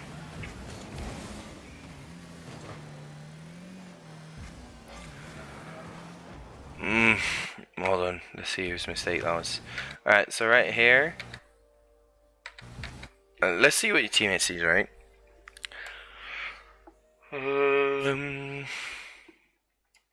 Yeah, he had no clue you were there. That's your fault. Alright, so what you should have realized here is that, he couldn't have seen that you turned here. He's expecting you to go into third position, right? And this is something that is really hard to get down, but really important if you want to get that higher. What you need to do here is realize that the ball's on the right side of the field, Broccoli is right on it, and AN6 is near mid. This means that they can see each other. Broccoli might not even be able to see AN6, but AN6 definitely is not able to see you. So what you need to do here is react to him as opposed to him reacting to you. So you kind of see him stay there, and then I think you should just rotate it behind Broccoli here. I don't think AN doesn't play perfectly either, but I would just rotate it behind Broccoli. There should be a goal at this level. That's unlucky. You still have burst from your teammate that needed it much more. If you just gone to the side wall here and cover that instead of going for their boost, you both would have been able to get a block. Broccoli would have been able to get the boost, and you would have been able to keep up pressure. And now you can't really do anything either. You actually get scored on. Oh, you almost did. Alright. Again, that touch is just so awkward. You have so many touches that don't really do anything. So like right here, you can take this up the wall if you get a better touch. Like just diagonal flip into this, and it's going to roll the ball, and then you can do something with the ball. Instead, you kind of just hit it on the bounce, and it bounces into the side wall, and like you cannot really follow this either. If you put it so that you could have followed it, it would have been fun as well. But you have a lot of touches that don't really do anything. They don't really serve a purpose. You just hit them for the sake of hitting or something. Just stay back and goal here. Your teammate just got demoed, so you need to cover goal because AN6 is on the ball. You realize that too late. Works out though because they give the pass through to you. That's a really nice pass to AN6. Shame he cannot follow it.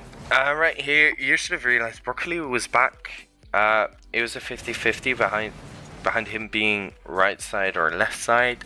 But like going for this, in this position, you're covering the exact same. Like AN6 is upfield as well. You don't know where Broccoli is, so you should have looked around to see where he was. And if he was on the right side, this was his ball. But right here, you can already hear him. I don't know if you guys can hear on stream. I can definitely hear him on the right of me. Like already, so you should have just, once you heard that, you should have rotated back more, because then you could have gone for this ball. How much boost did you have? Alright, you only had 0. Oh, that is bright. I don't think you make enough use of small boost pads, to be honest. That's backboard, it's well defended. That's a good job just riding into goal there. Brooklyn has another one. Oh, that's really unlucky. It should have been a goal. I mean, that's alright. I mean, this is like, this is the exact same thing that I said to the last guy that I analyzed, right? You don't have boost here.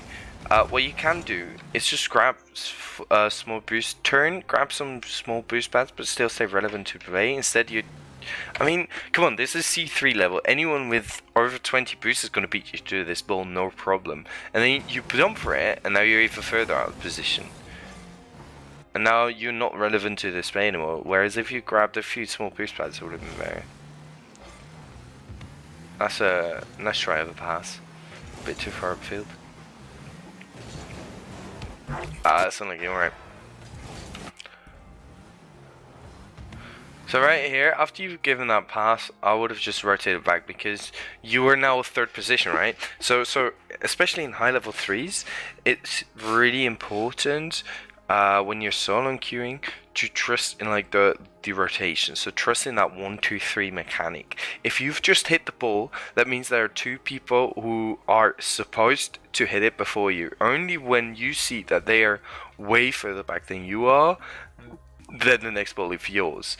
Right now, Broccoli is gonna challenge, or Broccoli is gonna challenge this ball, and then you should realize right here that AN6 is ready for the ball that comes immediately after. So you want to get ready for the ball that comes after that. Instead, you take a long time to do this, and then you're not in a good position afterwards. So right here, you were first looking to see where AN6 is. Whereas if right after this moment, you just committed to the rotation back to goal, you've been in a prime position to make a save. And then you also take a really wide line. It's a nice passing play by them as well. But I feel like if you'd done the rotation back to goal immediately, you would have been able to save it.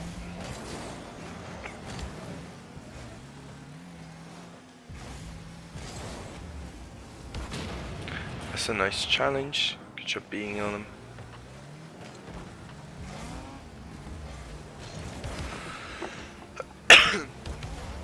That's an unfortunate touch. Oh, that's a really greedy one. Why didn't you just grab back boost? Back boost was up. Like right here, you see that it's up. You could have gotten Asu in the demo as well. Instead, you go for mid boost. You would have gotten 2 birds with 1 stone. That's good stuff. Awkward air dribble. Almost salvaged it though. Nice try.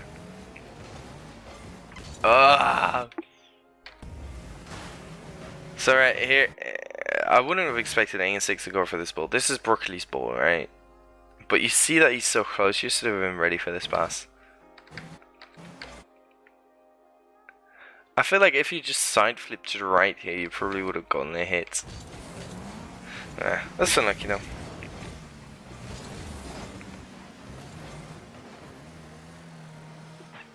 Alright. Oh, I love doing this. We're gonna play a mini game. Fly. None. This is awful. Give me. Alright. So we're gonna play a little game. Yeah, exactly. It's called how many boost pads does Skippy miss? Alright, so right here you grab this one. You realize this boost is not up. Let's count how many small boost pads you do not grab, right? Alright, so that's 1, 2, 3, 4. You got the 4th. So you missed 3, right? Let's go back into your player view. Alright, so you missed 3. That is 36 boost, which would have left you at 60 instead of 23. 60, you can do any aerial you want. 23, not so much. Just this little Yeah, just this little thing, like a slightly different driving line could have granted you 36 boost, and I feel like that is something that you don't use nearly often enough. You almost never pick up the small boost bats. Small boost bats are so strong and so underused. Get better at using those.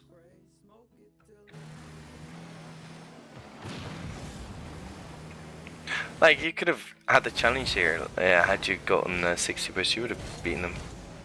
Let's wave that recovery. So again, right here, instead of just grabbing a few more small boost pads, you're stuck with like 11 boosts instead of, like, right here. Okay, so the boost wasn't up, right? What you do here is you just go into mid, grab 2, 3, maybe even 4 small boost pads, and then be ready for the next thing. Instead, you turn to the side where the least small boost pads are, and you only get 11 boost. And now this is going to be no good bow. You get a nice touch on it though, so that worked out. Again, it doesn't really do that much. Like, alright, it's probably gonna bounce up, but it doesn't really do much, you know? I would have liked it more if you kept this a little bit closer, taking it onto the left side of the wall, or hit it straight into the corner so you go for the challenge after. Right here, it doesn't really do much. Almost ends up working out though. Alright, so you grab a few small boost pads now. You could have grabbed more. Nice thingy. 50.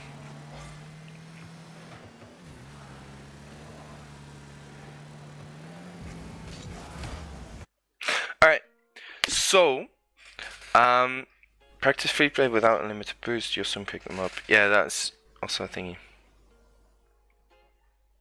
Yeah, so what I think in general is the small boost pads for you are one of the things that can really still improve on. Grab those small boost pads, especially if you want to grab a big pad but it's not up. Make sure to grab those small boost pads immediately. Get a better feel for those lines and use them to grab the boost. So like if you look at the field, right, and you see pros do this a lot because they've played the game so much. So you see like the left circle. There's 2 boosts on all the way on the side on the left, and then there's like 3 that are in almost a straight line. Pros, whenever they rotate back to goal, they often go through that line. Why? It gives them 36 boosts, which is enough to do anything. So that's really important. Yeah, so Zupa Troop saying I could be better at the small boost pads. It's hard to find them because I'm watching the ball so much. It's so true. What you should be doing while playing, especially if you're not on the ball, is you're always looking at the ball, you're looking at the way your car is positioned, and you're looking at the small boost pads on the ground. But it's really hard to keep track of all 3 of them. Alright, so what does analyzing replays give you? You see a mistake, but how will it help you in future games? There's not that much to think, you have to act very quickly, also each game is different. Yeah, that's definitely true, right? So, the reasons why I do replay analysis is you try and find mistakes that you make often. So things like not seeing these small boost pads, not picking them up. It's something that you can fix and you can get better, and it's just in the same way as you can train mechanical skills. It becomes muscle memory to then drive over those lines. It's like a visual cue that you get, and you'll drive over the lines that will give the most boost through the small boost pads. As well as positioning. If you feel like a bad position feels natural to you, what you can do is go into games and specifically pay attention to your positioning and base it off of good positioning, and then once you get a feel of what that good position is, you'll be in that position more often automatically.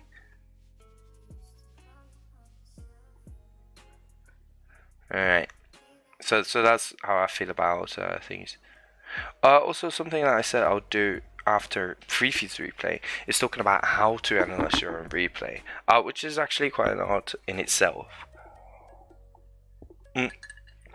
So the biggest mistake that you can make is going into fly view. Why? You only want to do it to check certain facts, because you want to know and see what you saw at that time. And if you're going to fly mode, you get extra information that you didn't have at the time. And then if you make a bad decision based on not having the information, it's not a mistake, because you couldn't have known at the time where your teammate, for example, was. Whereas right now, in other time, on other times, you might be able to, you know. So how do you analyze the replay? What you do is kind of just go through it in player view, and then the best thing is once you start doing it, just run through it at 100% once and just kind of check how it feels. That is what I do. Like, I can feel when a position is really awkward. If I feel like I'm too close to the ball than I want to be, and it's just risky. And then whenever a goal or something happens, really analyze them. Like, try and find for yourself, okay, what went wrong, and what is the cause of it going wrong.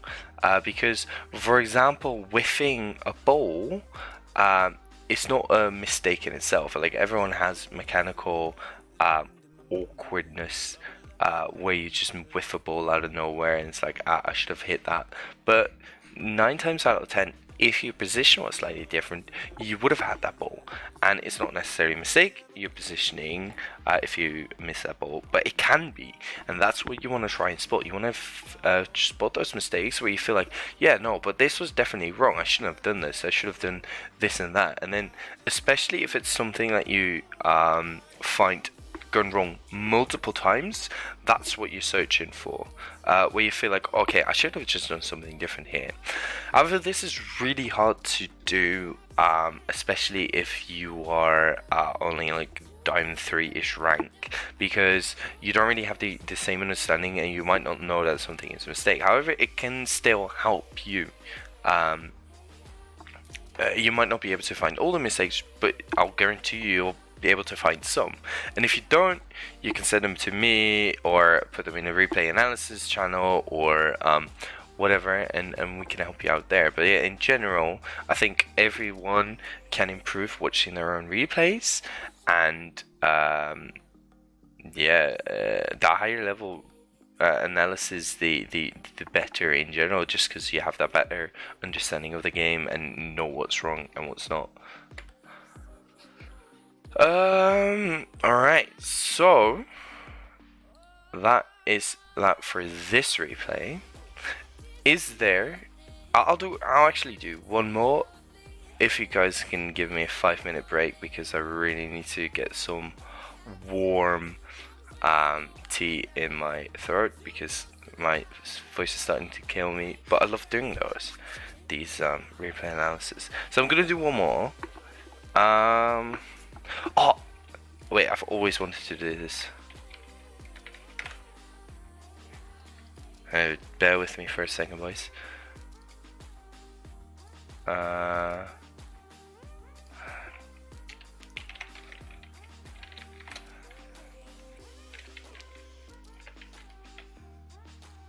Alright.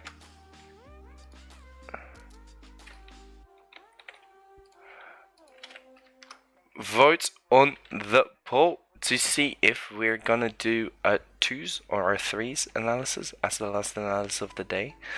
And then once I get that down, I'm gonna set the ranks that I can analyze in. Nah, I don't. No ones. No. The reason why I don't do ones is I am high champ 1, but I don't really play ones. And in 2s and 3s, I have the inherent feeling of whether a position is wrong or whether it's bad, or whether it's good, right? Because I just can. It kind of just makes me feel awkward if a position is bad just because it's too close or whatever. If I watch someone replay and I feel comfortable, then I know his positioning and stuff is right. It's really weird to explain what I feel exactly, but it's what I it's how I feel. So in ones, I don't have that. I don't know whether it's because I'm so bad at it or just because I haven't really played it that much, but I don't know what the best position is. So that's the reason why I don't do once analysis. I would do them for like plats or below, but if you want to get a really good once analysis, I would suggest asking Kate. If she isn't too busy, because she's an amazing ones coach. Taz might also be down to do it, so all-rounder 80.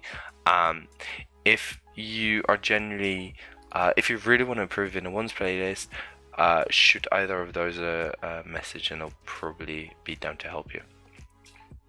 Alright, let's see what the results are like. Ooh, it is close. I give it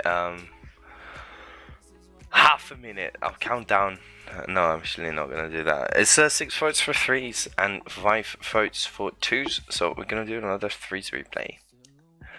I'm gonna do a quick check of seeing what things I have.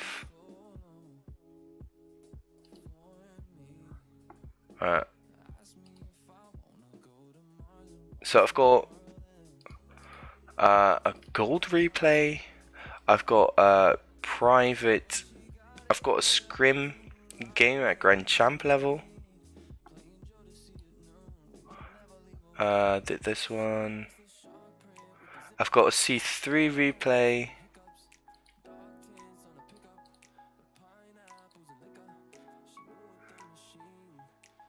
Another D3. A champ one.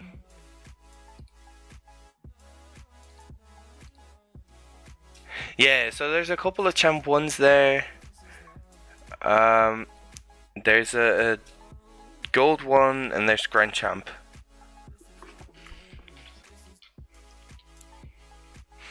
Do you see scrim sounds useful? Yeah, I feel like champ one's probably best, actually. So Starks, you're gonna be the lucky guy that gets analyzed.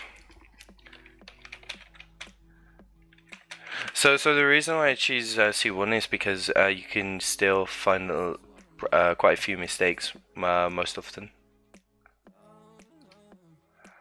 So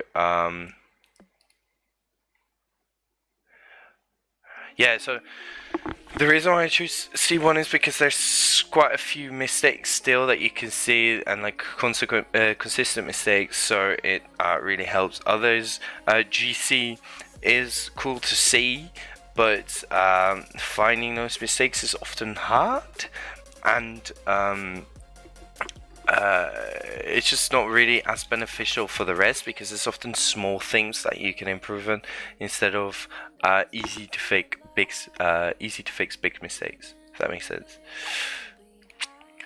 I don't wanna do right.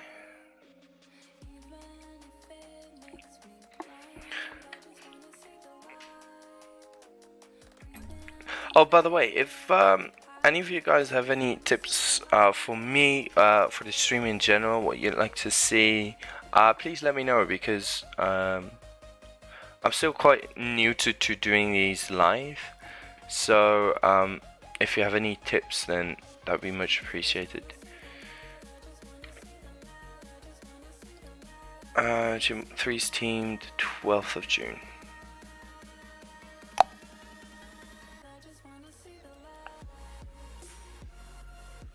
So I'm guessing it's this Wasteland one. Yeah, that's cool.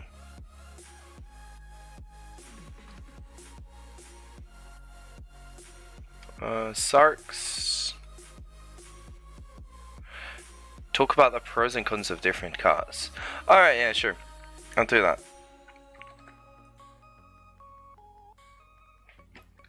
Alright, I'll talk a little bit about the usefulness of cars.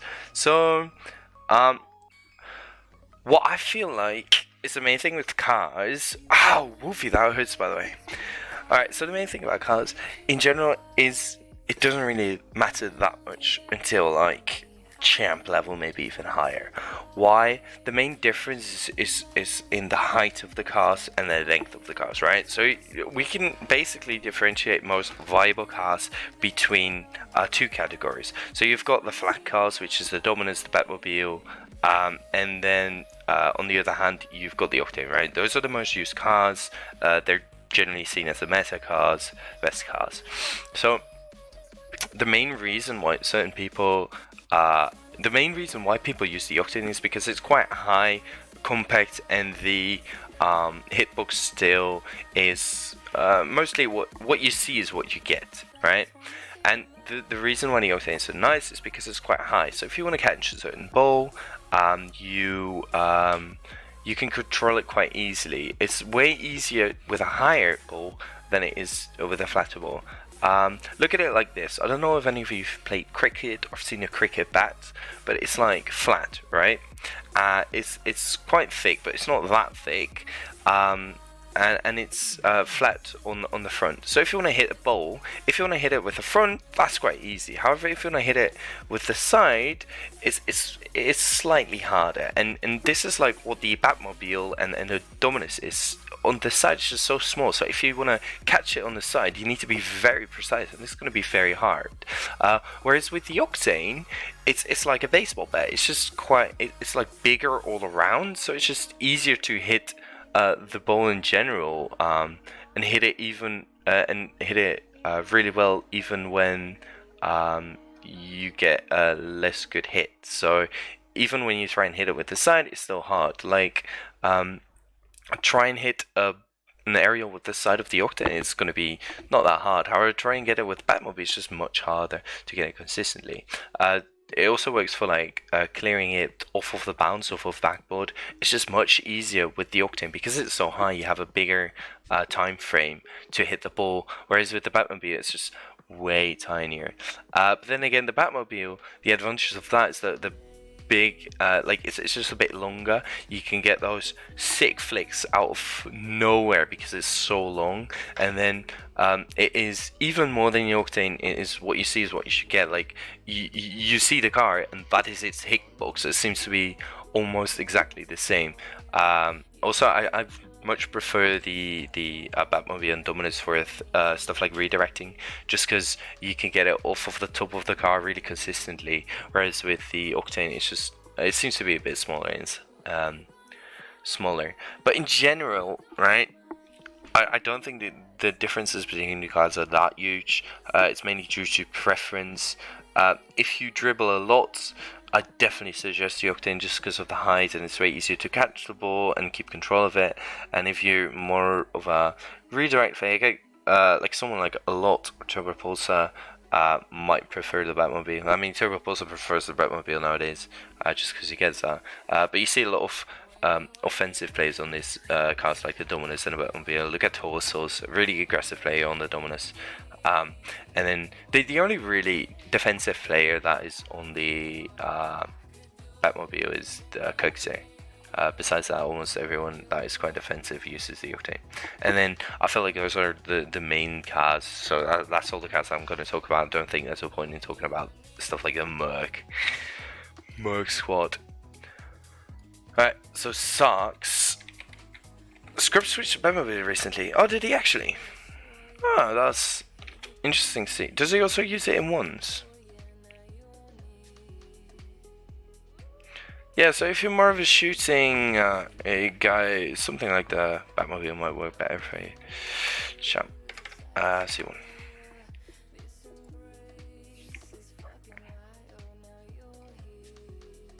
No, that's interesting to see.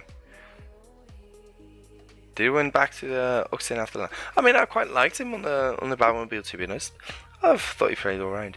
He was a bit awkward in the first series, but it wasn't due to the Batmobile itself. I don't feel like. I think like him, especially Kato, was just playing really awkward, and it made him look bad as well. But he whiffed quite a lot as well. But in the grand finals, it was completely fine on it. He was really good at the dunks and stuff on the Batmobile, which is something that people use the Batmobile as well for.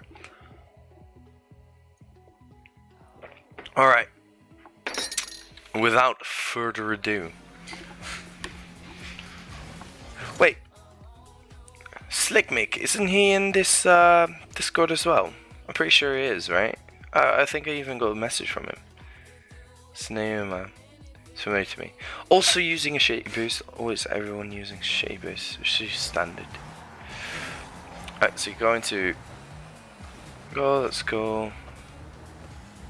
You're putting yourself into a really awkward position. You don't wanna. You don't ever want to be in a position where you need to drive backwards because you don't ever want to be in a position where you want to drive backwards because forwards is just that much easier. You can use the boost to like get the distance that you need to get, whereas with going backwards it just puts you into a really awkward position. This is the C1 replay. So now you get put into an awkward position. Right there, you should have stayed behind. So like, look here. You see wobble cuts in front of you here, which is fine. But then Slick Mick is in the goal. So what you need to do here is cover something else, and then they're already covering. Slick Mick is covering missile goal. Wobble is going for the ball. So what you want to do here is kind of stay in back post. However, you recognize that there's danger, but Wobble Bob's gonna be the first to the ball, or you're gonna get scored on. Like, there's nothing at this point. There's nothing you can do here to save that. So what you want to do is be ready for whatever's gonna happen next. You know Wobble's gonna put it into the corner on their side or whatever, and then probably one of them is gonna bring it back. They can bring it back on backboard, they can just bring it back on the side, but Slick Mick is already in goal, so you don't need to cover goal. So where you want to be here is the exact position that you're here now, because then you can go backboard, you can still cover midfield, you can go up for the area, you can do anything. However, if you go further up, what you're going to do, you're going to be in the same position that you were just after kickoff, where you have to reverse in order to get to a good position. So just stay a little bit out of goal. Yeah, so you need to reverse again, awkward position. You see that Super just thought I heard Juicy say the scrim would be good. So we're Super talking. Yeah, the thing with the scrim is, it's only good for a very select few people. So GC scrims, it's really interesting to watch, but it's only interesting if I analyze what's going on and then you guys can learn from it. But most of you cannot learn from me picking out the mistakes that are happening, because there are often very small mistakes which take a lot of time to actually get rid of, whereas if I analyze this, I can point out some bigger mistakes that are easier to fix. So I feel like more people actually benefit from this replay than GC replays, but I try to do them once in a while because they are really helpful to see how really good players play.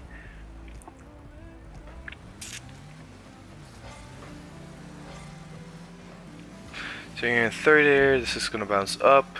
Good job recognizing that's going to happen. Following it as well, going for the dunk, that's really nicely done. You could have probably stolen their boost there. I think that would have been a really good opportunity to steal their boost right here instead of going for mid. Like, mid is the safe option because you're quicker to rotate back. However, your teammates are both in a fine position, so you have time to go for that boost, and then you might be able to keep a pressure afterwards, because right now Slick Mick's on the ball, Wobble Bob covers the right side, so the main thing that you need to cover is the left side of the wall, so of the left side of the field. So stealing a boost would have been a really good decision in this regard. That's a good touch. That's a good pass.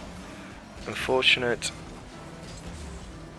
Right here again, you rotating all the way back isn't a mistake per se, but you could have also just grabbed a couple of small boost bands, stayed upfield, stay relevant to the play.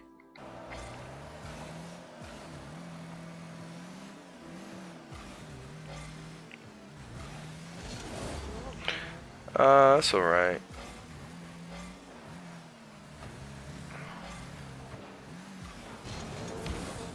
That's a really awkward 50. I mean, it wasn't even a 50. I don't know why I flipped that side.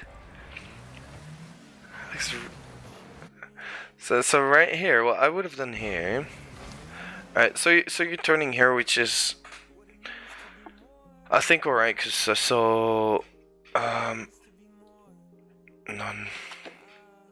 Yeah, so what was on the other side? I'm pretty sure I saw him going there. So turning here is alright, because you don't really hear him getting anywhere close either. But you want to keep up pressure, right? Because you're not really going to score off this position because there's two people in goal and it's going to be hard. So what you want to do is keep pressure in the half. So what I've done here is kind of stay in this position that you're in here now, because by the way that they're standing now, they're either going to put it on into their corner and it's going to roll across the side wall, and you can still cover this because you can drive up the side wall and bring it back in. But if they get a worse touch, you can actually sneak off a goal of it. But you turn around and now your positioning, like whenever someone hits the ball towards you, you always want to be facing either sideways or frontal, and right now you are facing backwards, and then that makes it so that you need a lot of time to actually turn around here, and then you go here and then you get a side flip, which is a bit awkward as well.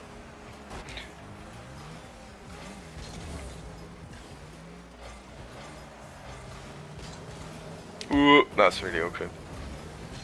You went up a bit early there.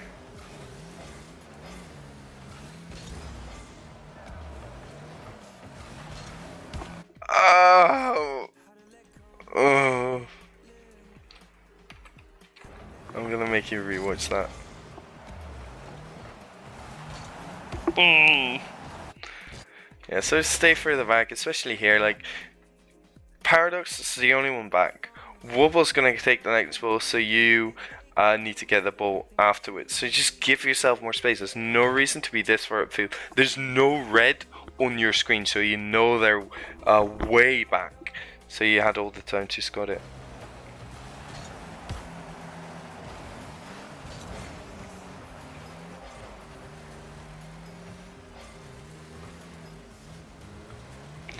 Good positioning. Oh, that's really awkward. Use the wall here. Use the back wall. Alright, so right here you see it's coming to work back wall. Just go onto the back wall and get it straight off the bounce. You're gonna get a lot of power for almost no boost. So use that wall. Right now you're using like 30 boost and you're not even getting a good hit.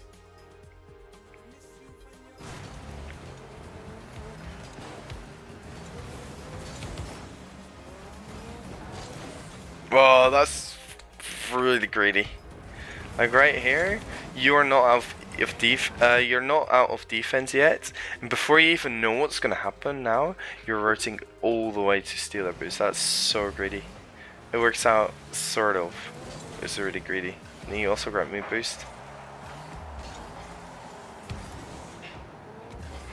It all works out in the end, but that was really greedy. Nice demo. Nice pop out. That's nicely done. Right here, just flip back. I don't know why he's staying here. I feel like there's heavier boost uses in this game than there should be. Yeah. No, but it was alright here because he saw that there was 100 boosts up, so you could have he did that and kept control over the boost and maybe even solved them a little bit. So that was alright in this. Like so far, it was alright. Right here, you should be flipping as soon as you can because you don't have any boost. So what you want to do here is just rotate back, grab 2-3 small boost pads, and then turn if you're in a favorable position. If you know, then just continue the rotation back, grab boost all the way back. Alright, here he's taking 11 boost. You're kind of lingering around a bit too much. Lower ranks are always gonna have worse boost conservation. Yeah, definitely true. That's a nice attempt at a pass mid, but I feel like... I mean...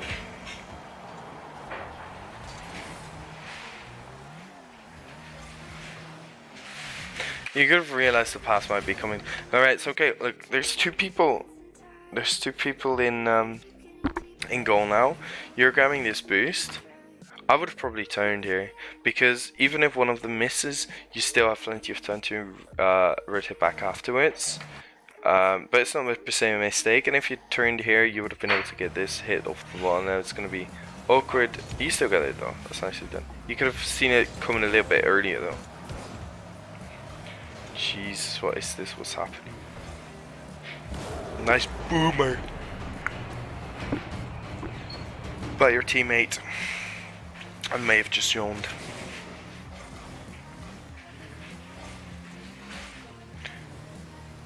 Alright, so right here, that ball's going towards that wall. No one's on it now. I think you could have stayed near corner, right back corner, giving yourself a bit more space, because right now it's going to be really hard to cover things that are near the side wall, whereas if you were in corner you could have covered both of them. And see, now you can't really go for this because you were not corner, and then you kind of went up to field too much, then you had to turn around, and now you're facing backwards again. This is the same thing that happened like in the beginning of the game, where you were facing backwards when you know they were gonna hit it. So you want to be facing forwards in order to be ready for what's gonna happen instead of backwards. You do end up getting a 50. Nice block. So again here, stay here. I really hope you do. Stay here because you can also cover backward. Now you go straight into goal. And again, it puts you into such an awkward position. You need to give yourself more space. You're not giving yourself enough space by constantly moving upfield instead of lingering back a little further. Like, all right, so the main thing that you need to like the hardest thing of making these decisions with positioning is you need to kind of the further back you are, the more time you have to go for a certain shot. But the more time you have, the more time it's going to take to actually take the shot. So those are two things that you kind of think. So what you want to do is give yourself enough space to kind of make any shot that might happen, but then be close enough to be there first. But right now you are being too close, so you're not giving yourself enough space to go for good hits, and which is why you're getting really awkward hit. Like right here, you're boosting off, even though your teammate is right there. Like you can just stay in goal here or stay slightly beside goal, and you give yourself more space to see what's happening here. Now you're moving upfield to this, and then an awkward 50 happens, and now you don't have any space to maneuver your car to get a good hit. So you need to go for something really awkward, and you get scored on. Right? So the Super Trooper saying was, wait, so he's facing back to defend, I assume, but it's better to face forward because he has people back to the spot. No. The thing is, you want to be back on. You will want to be as far back as you can, so that you can face forward and still cover all the space, if that makes sense. So if you're facing backwards when someone is hitting the ball, that means you were in a really bad position to begin with. Like, the being backwards isn't necessarily a mistake. It's due to being in a bad position because you want to be so far back that you can be forward and get good hits, if that makes sense. It's hard to say what I mean to say because I'm also getting tired.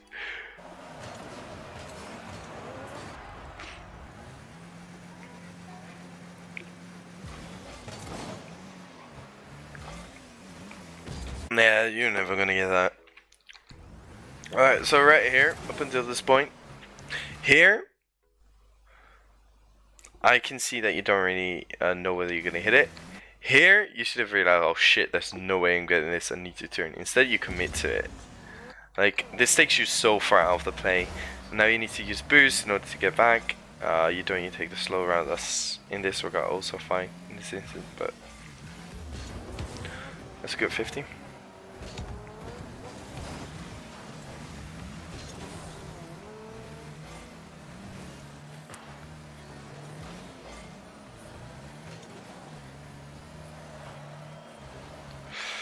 Like again, alright, so right here, if you do not feel comfortable enough, like you're sideways the moment they're gonna hit this ball. I don't understand why you're not a little further back and then facing straight forward, because it gives you so much more opportunities to go for stuff. Because you're facing the exact opposite way of where the ball is going in the end. Like, I feel like if you just stay a little further back, you could have seen this coming instead of driving around in circles, and then you could have gone on sidewall here, bring it back to there, go and have the pressure. And now you put yourself into a really up position, you can't really go for this.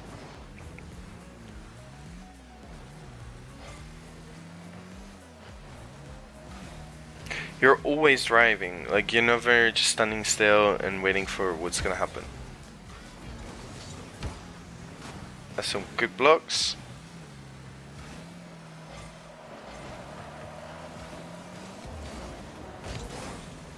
That's a bit awkward.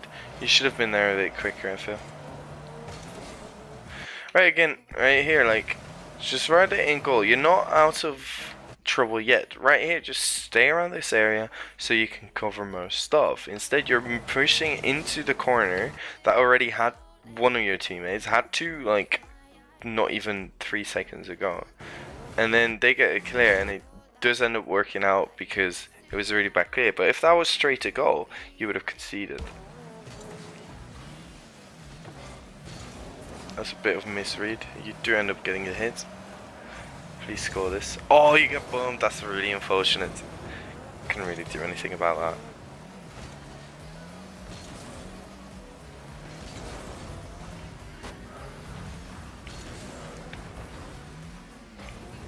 You're not really doing anything here, right? So right here, you've got 0 boost. Means you're out of the play. What you need to do, as fast as possible, get into a position where you can do something and grab boost. Instead, you're kind of flipping once back, but then you're not continuing flipping. Like right here, just realize, oh shit, man, there's nothing I can do here. I need to reset. Just go back to back boost, grab that boost, or grab a more small boost pads. But you're going to be third positioning because your positioning right now is really awkward. So what you want to do is like get back into the rotation, and you're going to get back into the rotation at third position because that's always where you get back into the rotation. So you want to just rush getting back into that third position so you're relevant for the play again. Instead, you're kind of lingering around here, and then you also get bumped, and you could have just gone back to goal much quicker, and then you would have been in a better position at that point in time. And right here, just support your play. Stay without, like stay near goal here. Cover whoop whoop instead of moving upfield. A band 50 here that goes towards goal is going to be goal. Oh, what was that atrocity? Oh. Alright, once more. Oof. Learn how to half flip if you can already. That really hurts to watch.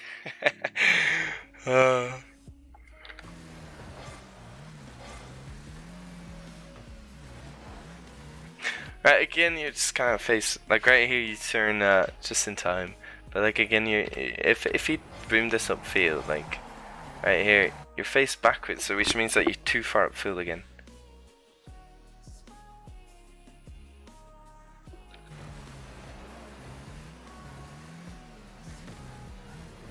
And again, like you're not creating angles for yourself.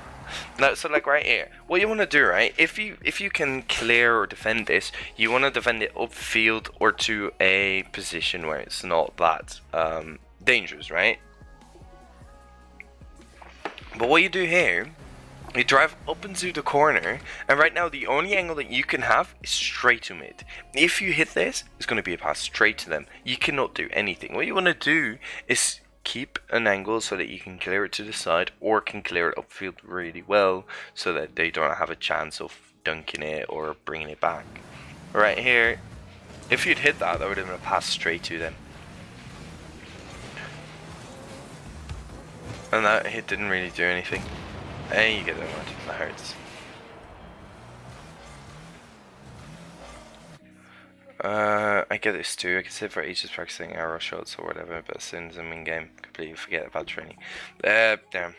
More practice and you'll start doing it. The thing is, how I started doing half flips is whenever a goal was scored, I would half flip immediately after. And it just got into my muscle memory so well that I was afterwards I'm just able to do it during the game really well. Also, same thing goes for wave dashes. Started just doing that whenever I went off the wall, and then you get more used to them, and then you can start using them after you recover, stuff like that. It's a bit of a rush for a ball. I mean, I don't really like analyzing last 10 seconds because everyone gets stressed and you want to force something, so.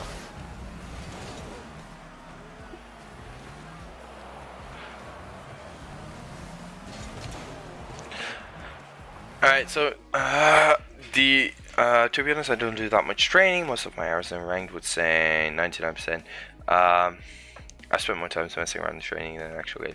Yeah, so basically, I haven't put that much time into training either. However, it's really useful to practice specific stuff. Like redirecting, I just learned through the custom trainings. What else? Double touches right now. I've done this double touch pack, just been doing them, and right now I can do them so consistently and it works really well. So they are really useful for specific things. But in general, you learn most by playing games. And it's also about what you want, right? If you want to grind that training and get really good at something, then it's completely, it's really useful for you. However, if you're just playing the game because you enjoy it and want to be as high rank as you can get while just having fun with friends, then by all means just keep playing the game. I never made a training. There's a lot of good training packs out there. There's a psychological model and conscious ability, unconscious ability, and all that jazz. I feel like Rocket League does it very well. My dude, check out the RLCD website, go to blogs, and then Caitlin has written a whole thing about it. It's a great. Hello, Freefall. I'm bouncing between C2 and C3. Highest C3 default. Any general tips to get low GC? What playlist? Let's continue with the replay analysis meanwhile.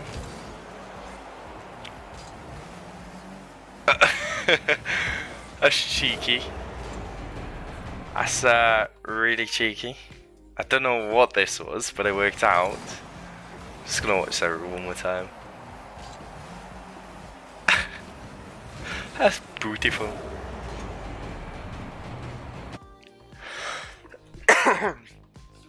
Alright, so in general, I think, I don't know either, what even. Yeah, that was my reaction as well.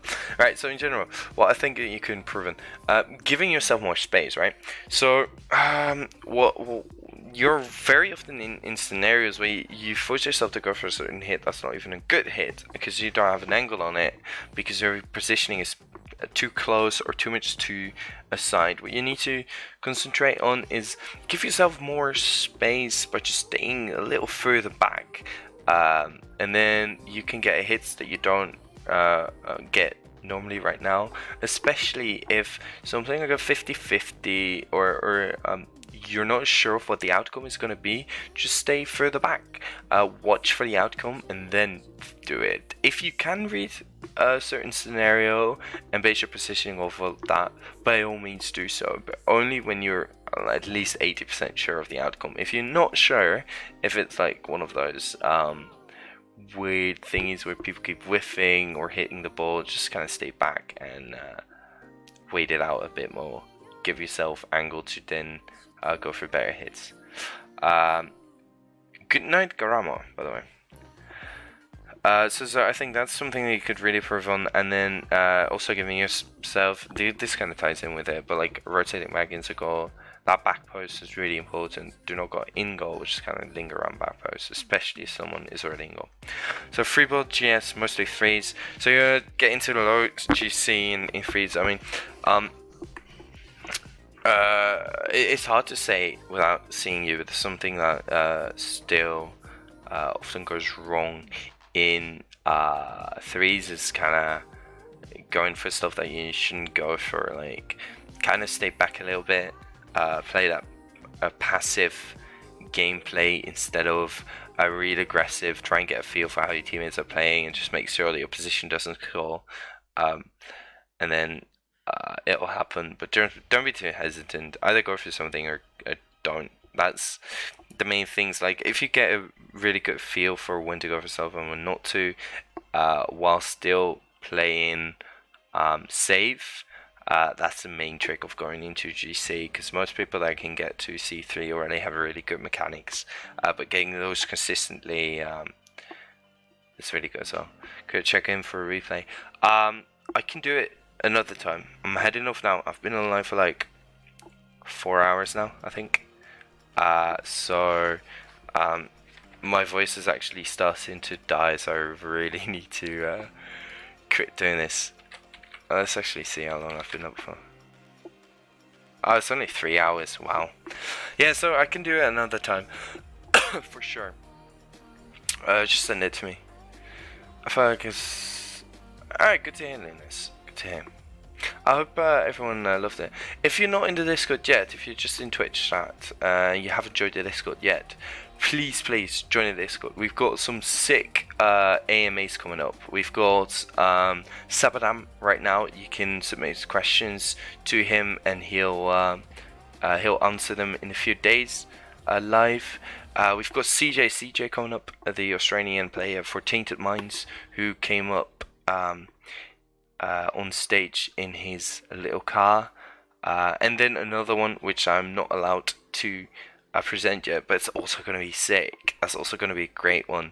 So if you want to join in on those, please join.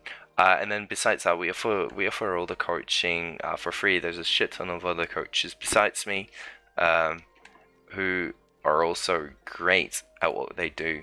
So if you wanna help with anything, just hit them up as well. If you haven't already, please follow us on Twitch. It would help a lot to actually grow as a community for us. I hope you guys enjoyed that. I'll be heading into general chat on the Discord, so if you want to chat, I'll be right there. And yeah, I'll see you guys next time.